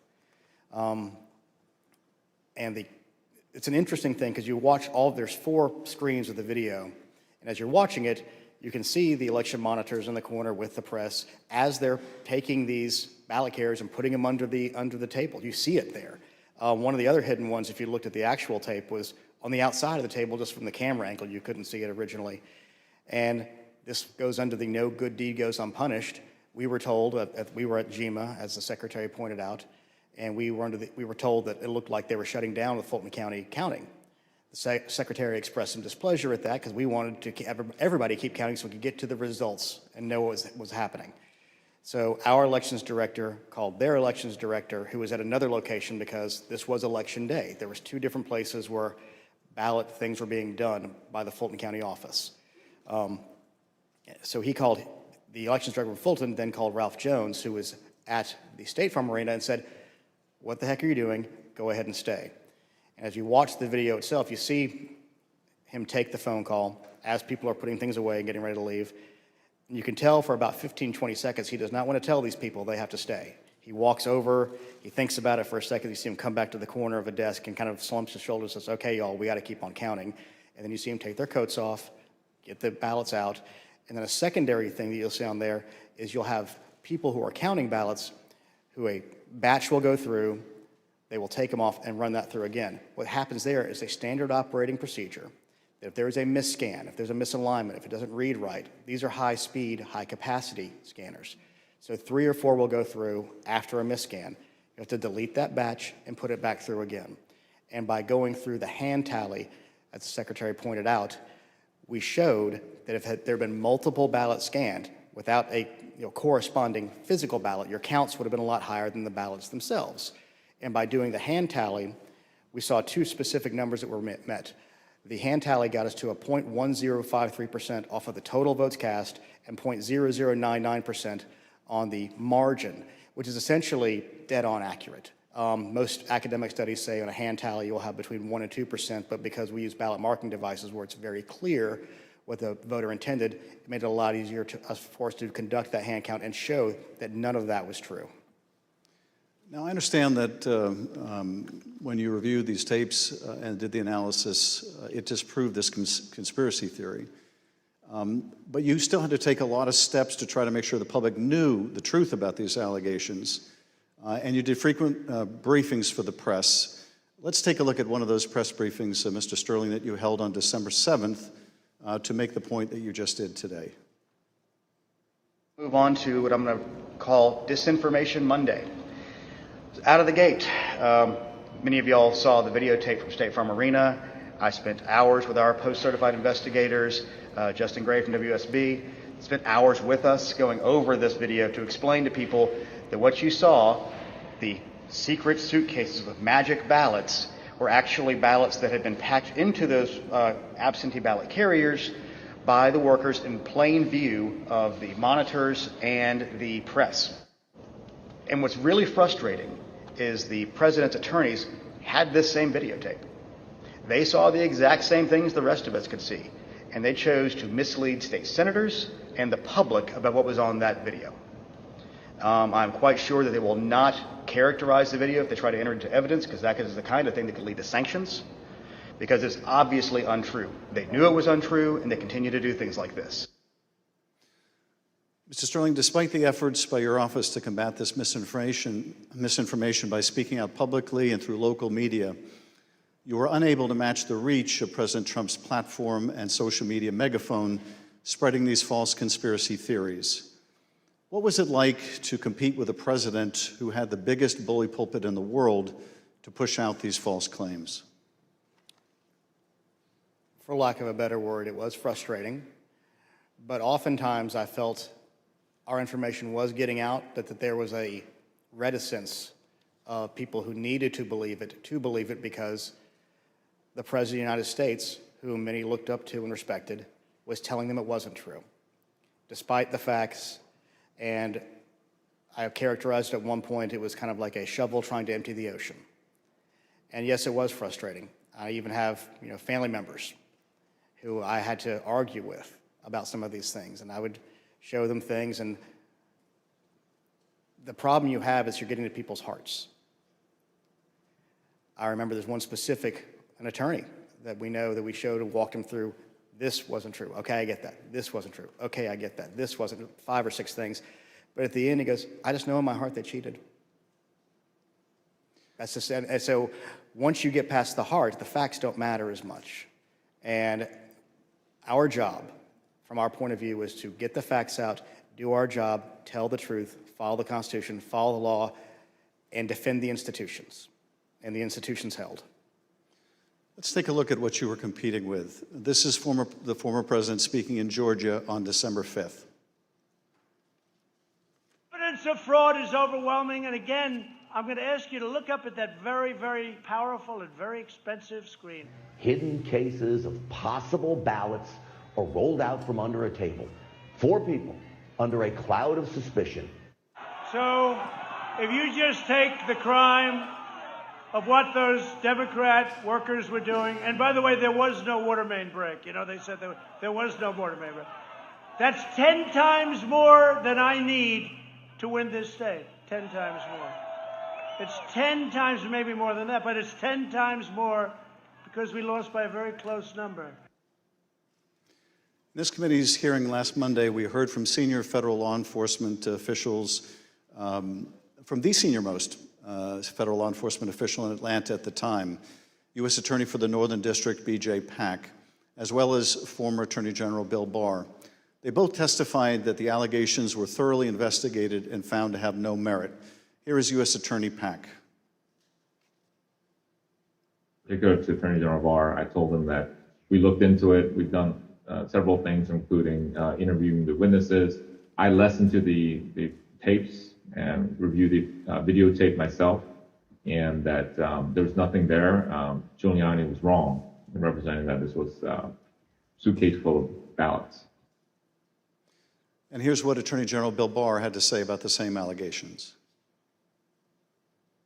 Took a hard look at this ourselves, and based on our review of it, including the interviews of the key witnesses, the Fulton County allegations had no merit. We also have testimony from senior Department of Justice officials establishing that they specifically told President Trump that these allegations had been thoroughly investigated and were completely without merit. Here is Acting Deputy Attorney General Richard Donoghue describing a phone conversation in which he specifically told President Trump that these allegations were false.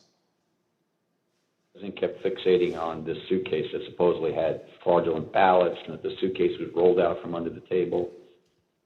And I said, no, sir, there is no suitcase. You can watch that video over and over. There is no suitcase. There is a wheeled bin where they carry the ballots. No matter how many times senior Department of Justice officials, including his own Attorney General, told the president that these allegations were not true, President Trump kept promoting these lies and putting pressure on state officials to accept them. On January 2nd, the President had a lengthy telephone conversation with Secretary Raffensperger.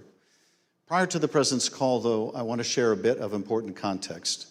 First, the White House, including the former President's Chief of Staff, Mark Meadows, repeatedly called or texted the Secretary's office some 18 times in order to set up this call. They were quite persistent. Second, Chief of Staff Mark Meadows took the extraordinary step of showing up at a signature audit site in Georgia, where he met with Secretary Raffensperger's chief investigator, Francis Watson, who was supervising that audit process. Behind me is a photograph from that visit. Third, the day after Meadows' Georgia visit, he set up a call between President Trump and Francis Watson. On the call between President Trump and Georgia investigator Francis Watson, the former president continued to push the false claim that he'd won the state of Georgia. Let's listen to that part of the conversation. You know, you have the most important job in the country right now, because if we win Georgia, first of all, if we win, you're going to have 2 wins. They're not going to win right now. You know, they're down because the people of Georgia are so angry at what happened to me. They know I won by hundreds of thousands of votes. It wasn't close. And in this next clip, he told this state law enforcement official that she'd be praised if she found the right answer. Hopefully, you know, I will. When the right answer comes out, you'll be praised. I mean, I don't know why. You know, they've made it so hard. They will be praised. People will say, "Great," because that's what it's about. That ability to check and to make it right. Because everyone knows it's wrong. There's just no way. Mr. Raffensperger, I know you weren't on this call, but that you have listened to it. President Trump didn't win by hundreds of thousands of votes in Georgia, did he? No, he did not. I've been traveling through the state of Georgia for a year now, and simply put, in a nutshell, what happened in fall of 2020 is that 28,000 Georgians skipped the presidential race, and yet they voted down ballot in other races. And the Republican congressman ended up getting 33,000 more votes than President Trump, and that's why President Trump came up short. Thank you, Mr. Secretary. The President on this call doesn't stop here. Let's listen to another part of the conversation between President Trump and Ms. Watson. Anyway, but whatever you can do, Francis, it would be, it's a great thing. It's an important thing for the country. So important. You have no idea it's so important. Well, and I very much appreciate it. Whatever you can do, Francis. This is the President of the United States calling an investigator looking into the election in which he is a candidate and asking her to do whatever you can do. Mr. Secretary, he placed this call to your chief investigator on September 23rd, 2020.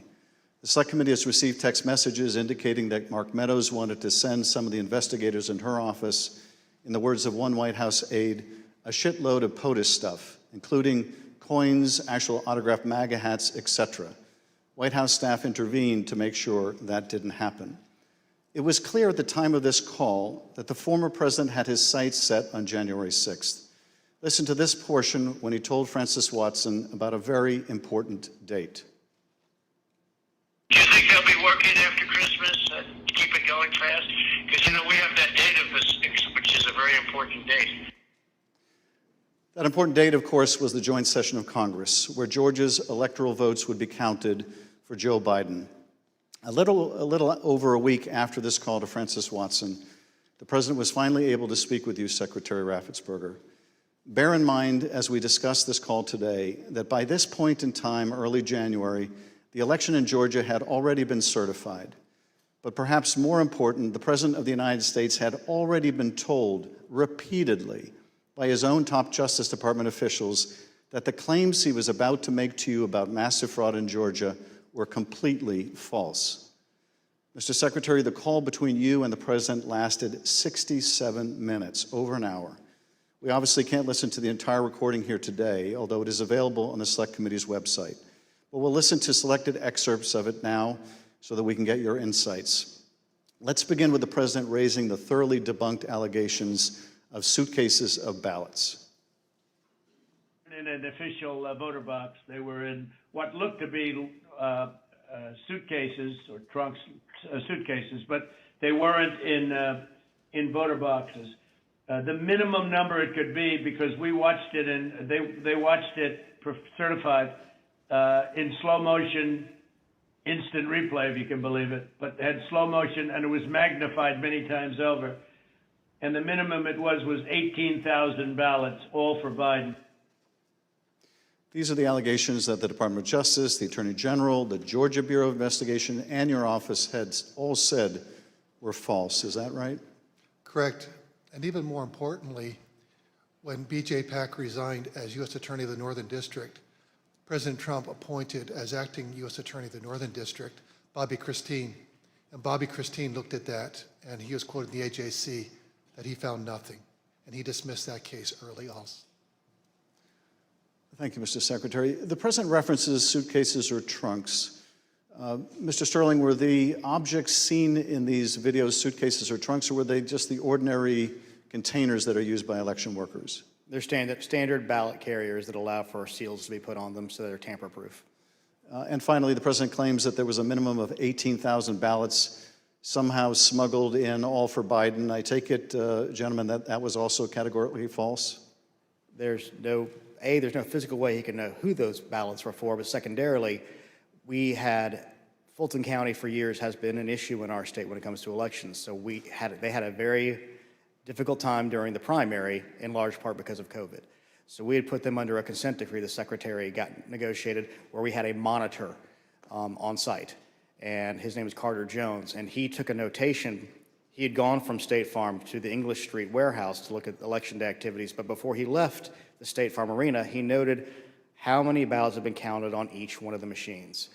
And when he came back after we found out they were working again, he took note again when they closed. And I believe the final number was something around 8,900 total ballots were scanned from the time he left to the time about 12:30 or 1 o'clock in the morning. So way below 18,000. Let's play the next clip. I heard it was close. I said, there's no way. But they dropped a lot of votes in there late at night. You know that, Brett. Mr. Secretary, did somebody drop a lot of votes there late at night? No. I believe that the President was referring to some of the counties when they would upload, but the ballots had all been accepted and had to be accepted by state law by 7 p.m. So there were no additional ballots accepted after 7 p.m. Let's play the next clip in which the President makes claims about so-called dead voters. The other thing, dead people. So dead people voted, and I think the number is in the close to 5,000 people. And they went to obituaries, they went to all sorts of methods to come up with an accurate number, and a minimum is close to about 5,000 voters. Mr. Secretary, did your office investigate whether those allegations were accurate? Did 5,000 dead people in Georgia vote? No, it's not accurate. And actually, in their lawsuits, they alleged 10,315 dead people. We found 2 dead people when I wrote my letter to Congress that stated January 6th. And subsequent to that, we found 2 more. That's 1, 2, 3, 4 people, not 4,000, but just a total of 4, not 10,000, not 5,000. Let's play the next clip. And there's nothing wrong with saying that, that you've recalculated, because the 2,236 and absentee ballots, I mean, they're all exact numbers that were done by accounting firms, law firms, etc. And even if you cut them in half, and cut them in half again, it's more votes than we need. Mr. Secretary, is there any way that you could have lawfully changed the result in the state of Georgia and somehow explained it away as a recalculation? No, the numbers are the numbers. The numbers don't lie. We had many allegations, and we investigated every single one of them. In fact, I challenged my team, did we miss anything? They said that there was over 66,000 underage voters. We found that there's actually 0. You can register to vote in Georgia. When you're 17 and a half, you have to be 18 by Election Day. We checked that out, every single voter. They said that there was 2,423 non-registered voters. There was 0. They said that there was 2,056 felons. We identified less than 74 or less that were actually still in felony sentence. Every single allegation we checked, we ran down the rabbit trail to make sure that our numbers were accurate. So there's no way you could have recalculated it except by fudging the numbers. The numbers were the numbers, and we could not recalculate because we had made sure that we had checked every single allegation. And we had many investigations. We had nearly 300 from the 2020 election. Mr. Secretary, you tried to push back when the president made these unsupported claims, whether they were about suitcases of ballots or that Biden votes were counted 3 times. Let's play the next clip. President, they did not put that. We did an audit of that, and we proved conclusively that they were not scanned 3 times. Yeah, Mr. President, we'll send you the link from WSB that does. I don't care about a link. I don't need it. I have a much better link. You told the president you would send him a link from WSB, which I understand is a local television station that had a unedited video from the State Farm Arena. But the president wasn't interested in that. He said he had a much better link. Mr. Secretary, at the time that you were on the call with the president, as we have shown, both the FBI and the Georgia Bureau of Investigation had proven these claims to be nonsense. And you told him about these investigations on the phone. Let's listen to what President Trump had to say about the state and federal law enforcement officers who investigated these false claims. There's no way they could find. Then they're incompetent. They're either dishonest or incompetent. Okay, there's only 2 answers: dishonesty or incompetence. There's just no way. Look, there's no way. But the president didn't stop at insinuating that law enforcement officers were either dishonest or incompetent. He went on to suggest that you could be subject to criminal liability for your role in the matter. Before I play that portion of the conversation, I'd like to show you something that the president retweeted a couple weeks before your call with him. Here's the president retweeting a post from one of his allies, a lawyer who was later sanctioned by a judge in Michigan for making false claims of election fraud. Let's take a look at that tweet. The tweet read, quote, "President Trump, at real Donald Trump, is a genuinely good man. He does not really like to fire people. I bet he dislikes putting people in jail, especially, quote unquote, Republicans. He gave at Brian Kemp, Georgia, and at Georgia Secretary of State every chance to get it right. They refused. They will soon be going to jail." So on your call, this was not the first time the president was suggesting you might be criminally liable. With that, let's listen to this portion of the call. I think you're going to find that they are shredding ballots because they have to get rid of the ballots because the ballots are unsigned. The ballots are corrupt. And they're brand new and they don't have seals. And there's a whole thing with the ballots, but the ballots are corrupt. And you're going to find that they are, which is totally illegal. It's more illegal for you than it is for them because you know what they did and you're not reporting it. That's a criminal offense. And you can't let that happen. That's a big risk to you and to Ryan, your lawyer. That's a big risk. Secretary Raffensperger, after making a false claim about shredding of ballots, the president suggested that you may be committing a crime by not going along with his claims of election fraud.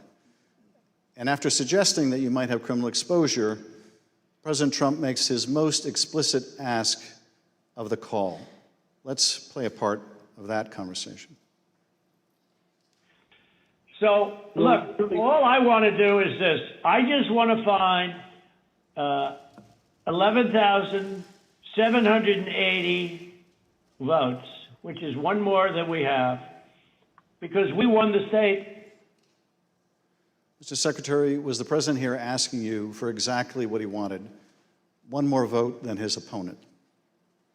What I knew is that we didn't have any votes to find. We had continued to look. We investigated, like I just shared the numbers with you. There were no votes to find. That was an accurate count that had been certified. And as our general counsel said, there was no shredding of ballots.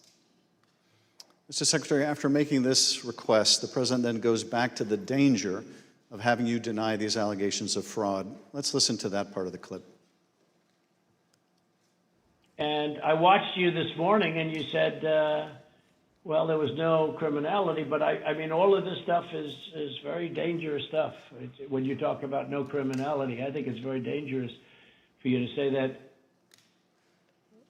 Secretary Raffensperger, you wrote about this in your book, and you said, quote, "I felt then and still believe today that this was a threat. Others obviously thought so too, because some of Trump's more radical followers have responded as if it was their duty to carry out this threat. Please tell us what you, your wife, even your daughter-in-law experienced regarding threats from Trump's more radical followers." Well, after the election, my email, my cell phone was doxxed, and so I was getting text all over the country, and then eventually my wife started getting the text, and hers typically came in as sexualized texts, which were disgusting. You have to understand that Trish and I, we met in high school, and we've been married over 40 years now, and so they started going after her, I think, just to probably put pressure on me. Why don't you just quit, walk away? And so that happened. And then some people broke into my daughter-in-law's home, and my son has passed, and she's a widow and has 2 kids, and so we're very concerned about her safety also. And Mr. Secretary, why didn't you just quit and walk away? Because I knew that we had followed the law and we had followed the Constitution. And I think sometimes moments require you to stand up and just take the shots when you're doing your job. And that's all we did. You know, we just followed the law and we followed the Constitution. And at the end of the day, President Trump came up short. But I had to be faithful to the Constitution. And that's what I swore an oath to do. During the remainder of the call, the former president continued to press you to find the remaining votes that would ensure his victory in Georgia. Let's listen to a little more. Why wouldn't you want to find the right answer, Brad, instead of keep saying that the numbers are right? So look, can you get together tomorrow? And Brad, we just want the truth. It's simple. And everyone's going to look very good if the truth comes out. It's okay. It takes a little while, but let the truth come out. And the real truth is I won by 400,000 votes, at least. So what are we going to do here, folks? I only need 11,000 votes. Fellas, I need 11,000 votes. Give me a break. 4 days after the president's call to Secretary Raffensperger was January 6th. The president whipped up the crowd in front of the ellipse, once again promoting the allegation that Secretary Raffensperger, the president's own attorney general, had told him was false. Here he is on the ellipse. In Fulton County, Republican poll watchers were ejected, in some cases physically, from the room under the false pretense of a pipe burst. Water main burst, everybody leave, which we now know was a total lie.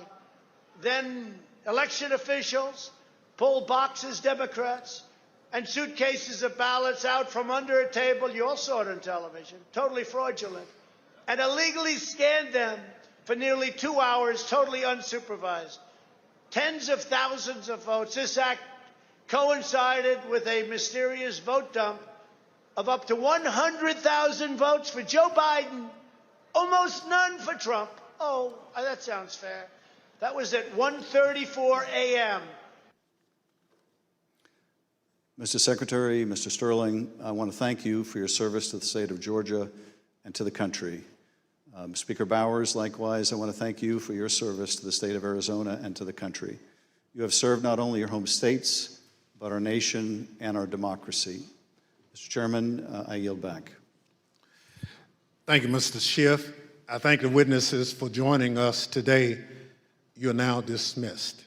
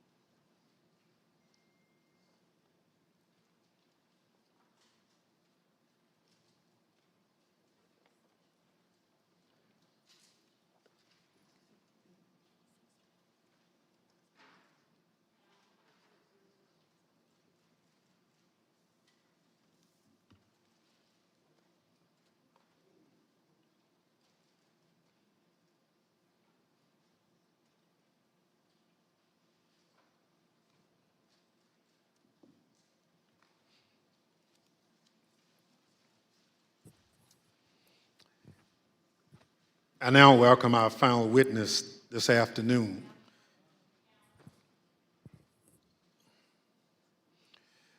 Andrea Shea Moss.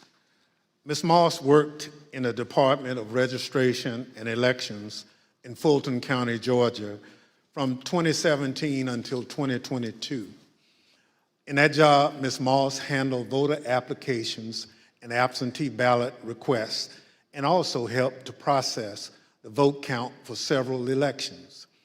In December 2020, Ms. Moss and her mother, Ms. Ruby Freeman, became the target of nasty lies spread by President Trump and his allies as they sought to overturn the election results in Georgia.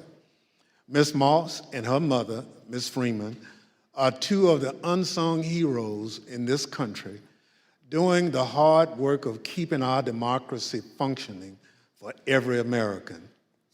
Ms. Moss, welcome. Thank you for your service, and I thank you for being here today. I will now swear you in. Please stand.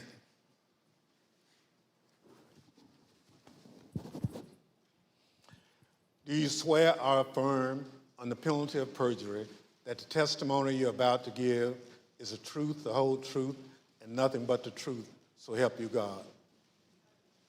Thank you. Please be seated. Let the record reflect that the witness answered in the affirmative. Ms. Moss, thank you very much for being here today. I understand that you are here along with your mother today. Would you like to introduce your mama?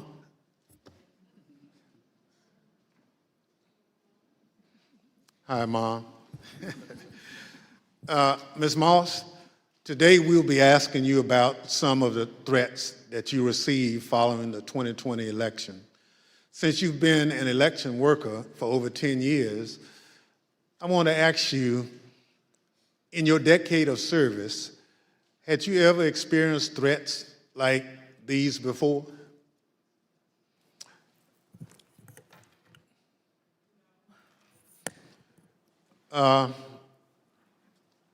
Don't be nervous. Just, I understand.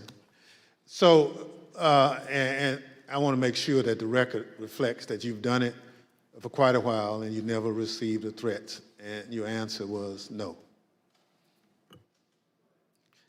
Thank you. Pursuant to Section 5C8 of the House Resolution 503, the chair recognizes the gentleman from California, Mr. Schiff, for questions. Good afternoon, Ms. Moss. Thank you for being here. I understand that you were employed by the Fulton County Registration and Elections Department for more than 10 years, and I understand that you love that job.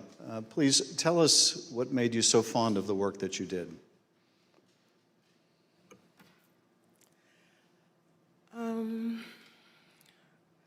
Well, I've always been told by my grandmother how important it is to vote and how people before me, a lot of people, older people in my family, did not have that right. So what I loved most about my job were the older voters. Younger people could usually do everything from their phone or go online, but the older voters like to call, they like to talk to you, they like to get my card, they like to know that every election I'm here. And like even college students, a lot of parents trust in me to make sure their child does not have to drive home. They'll get an absentee ballot, they can vote, and I really found pleasure in that. I liked being the one that, you know, if someone can't navigate my voter page or, you know, they want a new precinct card and they don't have a copy machine or a computer or all of that, I could put it in the mail for them. I was excited always about sending out all the absentee ballots for the elderly and disabled people. I even remember driving to an hospital to give someone her absentee application. That's what I love the most. So you really enjoyed helping people vote and participate, and that was something, the right to vote, that your grandmother taught you was precious. Yes.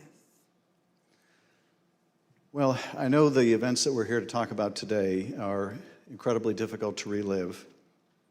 Your proud service as an election worker took a dramatic turn on the day that Rudy Giuliani publicized a video of you and your mother counting ballots on election night. President Trump, Rudy Giuliani, and others claimed on the basis of this video that you and your mother were somehow involved in a plot to kick out observers, bring suitcases of false ballots for Biden into the arena, and then run them through the machines multiple times. None of that was true, was it? None of it. I'd like to show you some of the statements that Rudy Giuliani made in a second hearing before the Georgia state legislators, a week after that video clip from State Farm Arena was first circulated by Mr. Giuliani and President Trump. I want to advise viewers that these statements are completely false and also deeply disturbing. Tape earlier in the day of Ruby Freeman and Shay Freeman Moss and one other gentleman quite obviously surreptitiously passing around USB ports as if they're vials of heroin or cocaine. I mean, it's obvious to anyone who's a criminal investigator or prosecutor they are engaged in surreptitious illegal activity again that day. And that's a week ago, and they're still walking around Georgia lying. They should have been questioned already. Their places of work, their homes should have been searched for evidence of ballots, for evidence of USB ports, for evidence of voter fraud. That video was from Rudy Giuliani's appearance at a Georgia State Senate hearing on December 10. How did you first become aware that Rudy Giuliani, the president's lawyer, was accusing you and your mother of a crime?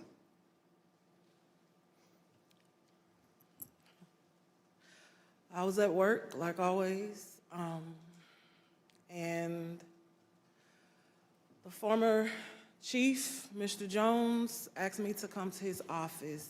And when I went to his office, the former director, Mr. Barron, was in there, and they showed me a video on their computer. It was just like a very short clip of us working at State Farm, and it had someone on the video like talking over the video, just saying that we were doing things that we weren't supposed to do, just lying throughout the video. And that's when I first found out about it. And were there social media posts that they showed you responding to those false claims? Well, when I saw the video, of course, the first thing that I said was like, why? Why are they doing this? What's going on? And they, just told me that Trump and his allies were not satisfied with the outcome of the election, and they were getting a lot of threats and being harassed online, and asked me, have I been receiving anything, and I need to check on my mom. And I told them, I was like, where have they, where have you been getting these threats? I don't believe I have any. And Mr. Jones told me, like, they're attacking his Facebook, and I don't really use Facebook. I have one, so I went to the Facebook app, and I'm just kind of panicky at this point because this has never happened to me, and my mom is involved, and I'm like her only child. So I'm just asking him, like, well, where are the messages? All I see is the feeds. Like, how do you get to the messages? And he said, it's another icon on your phone that says Messenger. And I went to that icon, and it was just a lot of horrible things there. And those horrible things, did they include threats? Yes, a lot of threats, wishing death upon me, telling me that, you know, I'll be in jail with my mother, and saying things like, be glad it's 2020 and not 1920. Were a lot of these threats and vile comments racist in nature? A lot of them were racist. A lot of them were just hateful. But yes, sir. In one of the videos we just watched, Mr. Giuliani accused you and your mother of passing some sort of USB drive to each other. What was your mom actually handing you on that video? A ginger mint. It wasn't just Rudy Giuliani. We heard President Trump make these false allegations repeatedly during his call with Secretary Raffensperger. Let's listen to a portion of what he had to say about you and your mother. We had at least 18,000, that's on tape. We had them counted very painstakingly, 18,000 voters having to do with Ruby Freeman. She's a vote scammer, a professional vote scammer and hustler. Donald Trump attacked you and your mother using her name 18 times on that call. 18 times. Ms. Moss, can you describe what you experienced listening to former President Trump attack you and your mother in a call with the Georgia Secretary of State? I felt horrible. I felt like it was all my fault. Like, if I would have never decided to be an elections worker, like, I could have done anything else, but that's what I decided to do. And now people are lying and spreading rumors and lies and attacking my mom. I'm her only child. Going to my grandmother's house. I'm her only grandchild. And my kid. It's just, I felt so bad. I just felt bad for my mom, and I felt horrible for picking this job and being the one that always wants to help and always there, and never missing out one election. I just felt like it was my fault for putting my family in this situation. Well, it wasn't your fault. Your mother was kind enough to come speak with us earlier. Let's listen to her story in her words. My name is Ruby Freeman. I've always believed that when God says that he'll make your name great, but this is not the way it was supposed to be. I could have never imagined the events that followed the presidential election 2020. For my entire professional life, I was Lady Ruby. My community in Georgia, where I was born and lived my whole life, knew me as Lady Ruby. I built my own business around that name, La Ruby's Unique Treasures, a pop-up shop catering to ladies with unique fashions. I wore a shirt that proudly proclaimed that I was, and I am, Lady Ruby. Actually, I had that shirt on. I had that shirt in every color. I wore that shirt on Election Day 2020. I haven't worn it since, and I'll never wear it again. Now I won't even introduce myself by my name anymore. I get nervous when I bump into someone I know in the grocery store who says my name. I'm worried about who's listening. I get nervous when I have to give my name for food orders. I'm always concerned of who's around me. I've lost my name, and I've lost my reputation. I've lost my sense of security, all because a group of people, starting with number 45 and his ally, Rudy Giuliani, decided to scapegoat me and my daughter, Shay, to push their own lies about how the presidential election was stolen.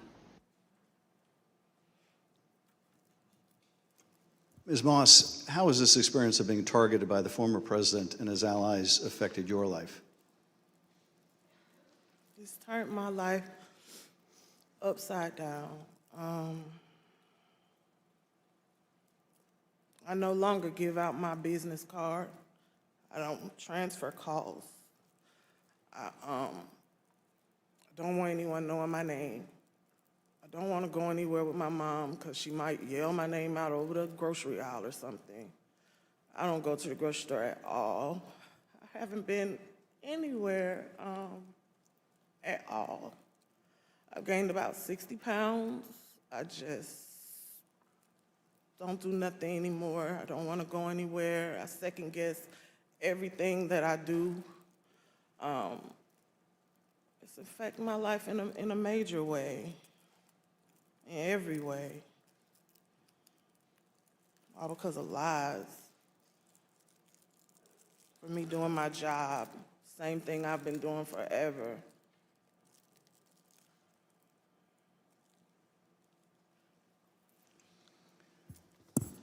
Your mother also told the select committee about how she had to leave her own home for her safety and go into hiding after the FBI told her that it would not be safe for her there before January 6th and until the inauguration. Let's listen to a clip of her story in her own words. Around the week of January 6th, the FBI informed me that I needed to leave my home for safety. And I left my home for safety around that time. Understood. How long did you stay out? Did you, remain outside of your home for your own safety? I stayed away from my home for approximately 2 months. It was horrible. I felt homeless. I felt, I can't believe this person has caused this much damage to me and my family. To have to leave my home, that I've lived there for 21 years. And, I'm having to have my neighbors watch out for me, and I have to go and stay with somebody. It was hard. It was horrible. And that your conversation with the FBI about needing to leave your home for your own safety, or perhaps recommending it, do you remember, was there a specific threat that prompted that, or was it the accumulation of threats that you had received? What prompted it was getting ready to, January 6th was about to come. And they did not want me to be at home because of all the threats and everything that I had gotten. They didn't want me to be there in fear of, the people were coming to my home, and I had a lot of that.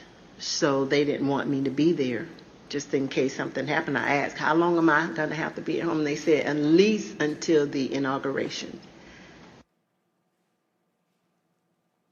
Ms. Moss, I understand that people once showed up at your grandmother's house. Tell us about that experience. I received a call from my grandmother. This woman is my everything. I've never even heard her or seen her cry ever in my life.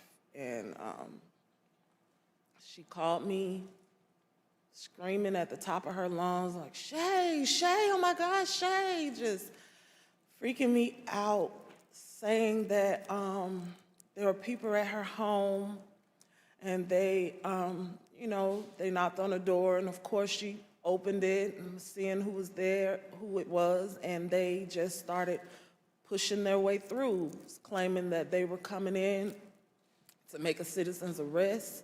They needed to find me and my mom. They knew we were there. And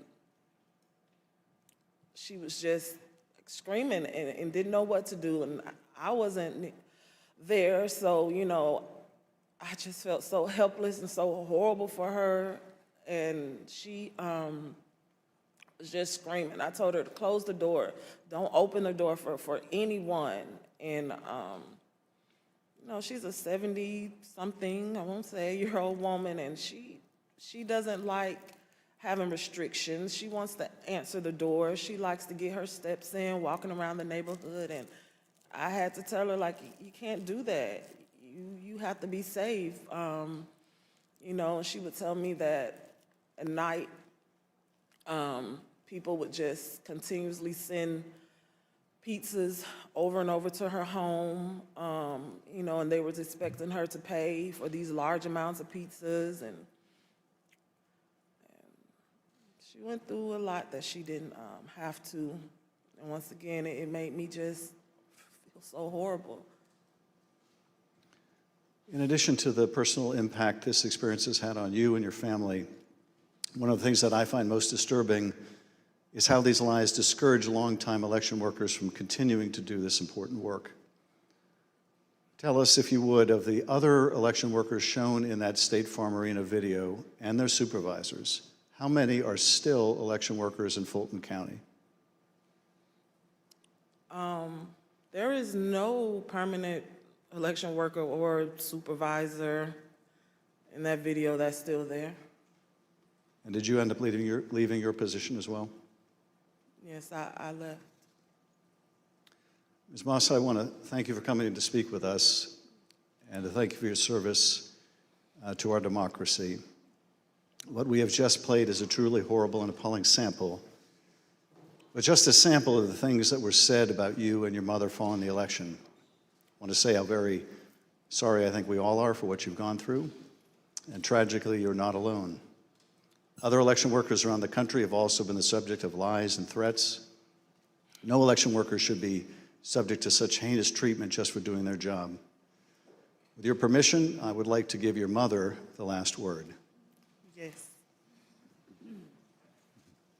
We're just going to play the tape. There is nowhere I feel safe. Nowhere. Do you know how it feels to have the President of the United States to target you? The President of the United States is supposed to represent every American, not to target one. But he targeted me, Lady Ruby, a small business owner, a mother, a proud American citizen who stand up to help Fulton County run an election in the middle of the pandemic. Thank you, Ms. Moss. Thank you, Ms. Freeman, or as America now knows her, Lady Ruby, for your service to Fulton County, Georgia, our country, and our democracy. Mr. Chairman, I yield back. Thank you, Mr. Schiff. Ms. Moss, Yes, sir. I want to thank you for sharing with us the very troubling story of what you and your mother experienced. The harassment of election workers like you simply for doing your duty as public servants poses a threat to our democratic process. Your testimony is an important contribution to the work of our committee and serves as a reminder to all of us that the safety of local election officials is vital to ensuring that our elections are always free and fair. I want to thank our witness for joining us today. The members of the Select Committee may have additional questions for today's witness, and we ask that you respond expeditiously in writing to those questions. Without objection, members will be permitted 10 business days to submit statements for the record, including opening remarks and additional questions for the witness. Without objection, the chair recognizes the gentleman from California, Mr. Schiff, for a closing statement. For more than 200 years, our democracy has been distinguished by the peaceful transfer of power. When an American raises their right hand and takes the presidential oath of office, they are transformed from an ordinary citizen into the most powerful person in the world, the president. This is an awesome power to acquire. It is even more awesome when it is handed on peacefully. When George Washington relinquished the office of the presidency, it set a precedent that served as a beacon for other nations struggling against tyranny. When Ronald Reagan described it as a kind of miracle in the eyes of the world, he was exactly right. Other countries use violence to seize and hold power, but not in the United States. not in America. When Donald Trump used the power of the presidency to try to stay in office after losing the election to Joe Biden, he broke that sacred and centuries-old covenant. Whether his actions were criminal will ultimately be for others to decide. But what he did was, without a doubt, unconstitutional. It was unpatriotic, and it was fundamentally un-American. And when he used the power of his presidency to put the enormous pressure on state, local, and local elections officials and his own vice president, it became downright dangerous. On January 6th, that pressure became deadly. Ruby Freeman said the president is supposed to protect every American, not target them. And she is right. If the most powerful person in the world can bring the full weight of the presidency down on an ordinary citizen who is merely doing her job with a lie as big and heavy as a mountain, who among us is safe? None of us is. None of us. In city councils and town councils, on school boards and election boards, from the Congress to the courts, dedicated public servants are leaving their posts because of death threats to them and to their families. This is not who we are. It must not become who we are. Our democracy held because courageous people like those you heard from today put their oath to the Constitution above their loyalty to one man or to one party. The system held, but barely, and the question remains, will it hold again? If we are able to communicate anything during these hearings, I hope it is this. We have been blessed beyond measure to live in the world's greatest democracy. That is a legacy to be proud of and to cherish, but it is not one to be taken for granted. That we have lived in a democracy for more than 200 years does not mean we shall do so tomorrow. We must reject violence. We must embrace our Constitution with the reverence it deserves, take our oath of office and duties as citizens seriously, informed by the knowledge of right and wrong, and armed with no more than the power of our ideas and the truth, carry on this venerable experiment in self-governance. Thank you, Mr. Chairman, and I yield back. Without objection, the chair recognizes the gentlewoman from Wyoming, Ms. Cheney, for a closing statement. Thank you very much, Mr. Chairman.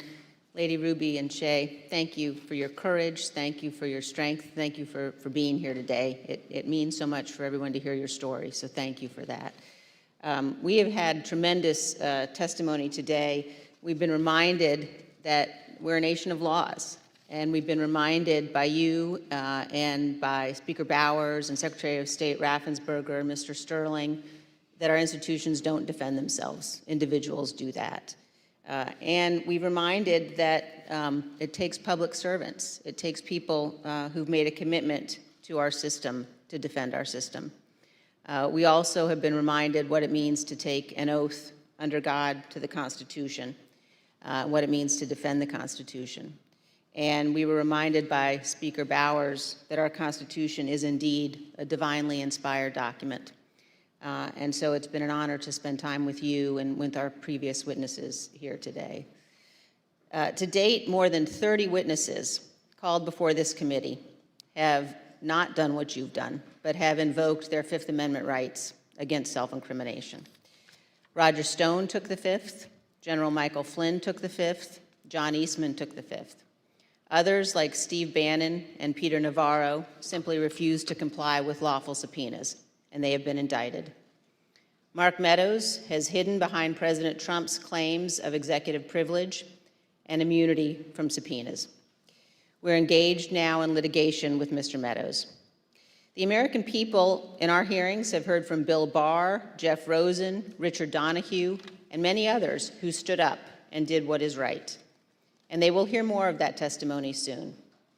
But the American people have not yet heard from Mr. Trump's former White House counsel, Pat Cipollone. Our committee is certain that Donald Trump does not want Mr. Cipollone to testify here. Indeed, our evidence shows that Mr. Cipollone and his office tried to do what was right. They tried to stop a number of President Trump's plans for January 6th. Today and in our coming hearings, you will hear testimony from other Trump White House staff explaining what Mr. Cipollone said and did, including on January 6th. But we think the American people deserve to hear from Mr. Cipollone personally. He should appear before this committee, and we are working to secure his testimony. Thank you, Mr. Chairman. I yield back. People answer the call to public service in such different ways. Some run for office. Some volunteer to make sure their neighbors can get to their voting locations. Some work at polling sites to help Election Day go smoothly. Some look into problems to guarantee our elections are secure and accurate, just to name a few.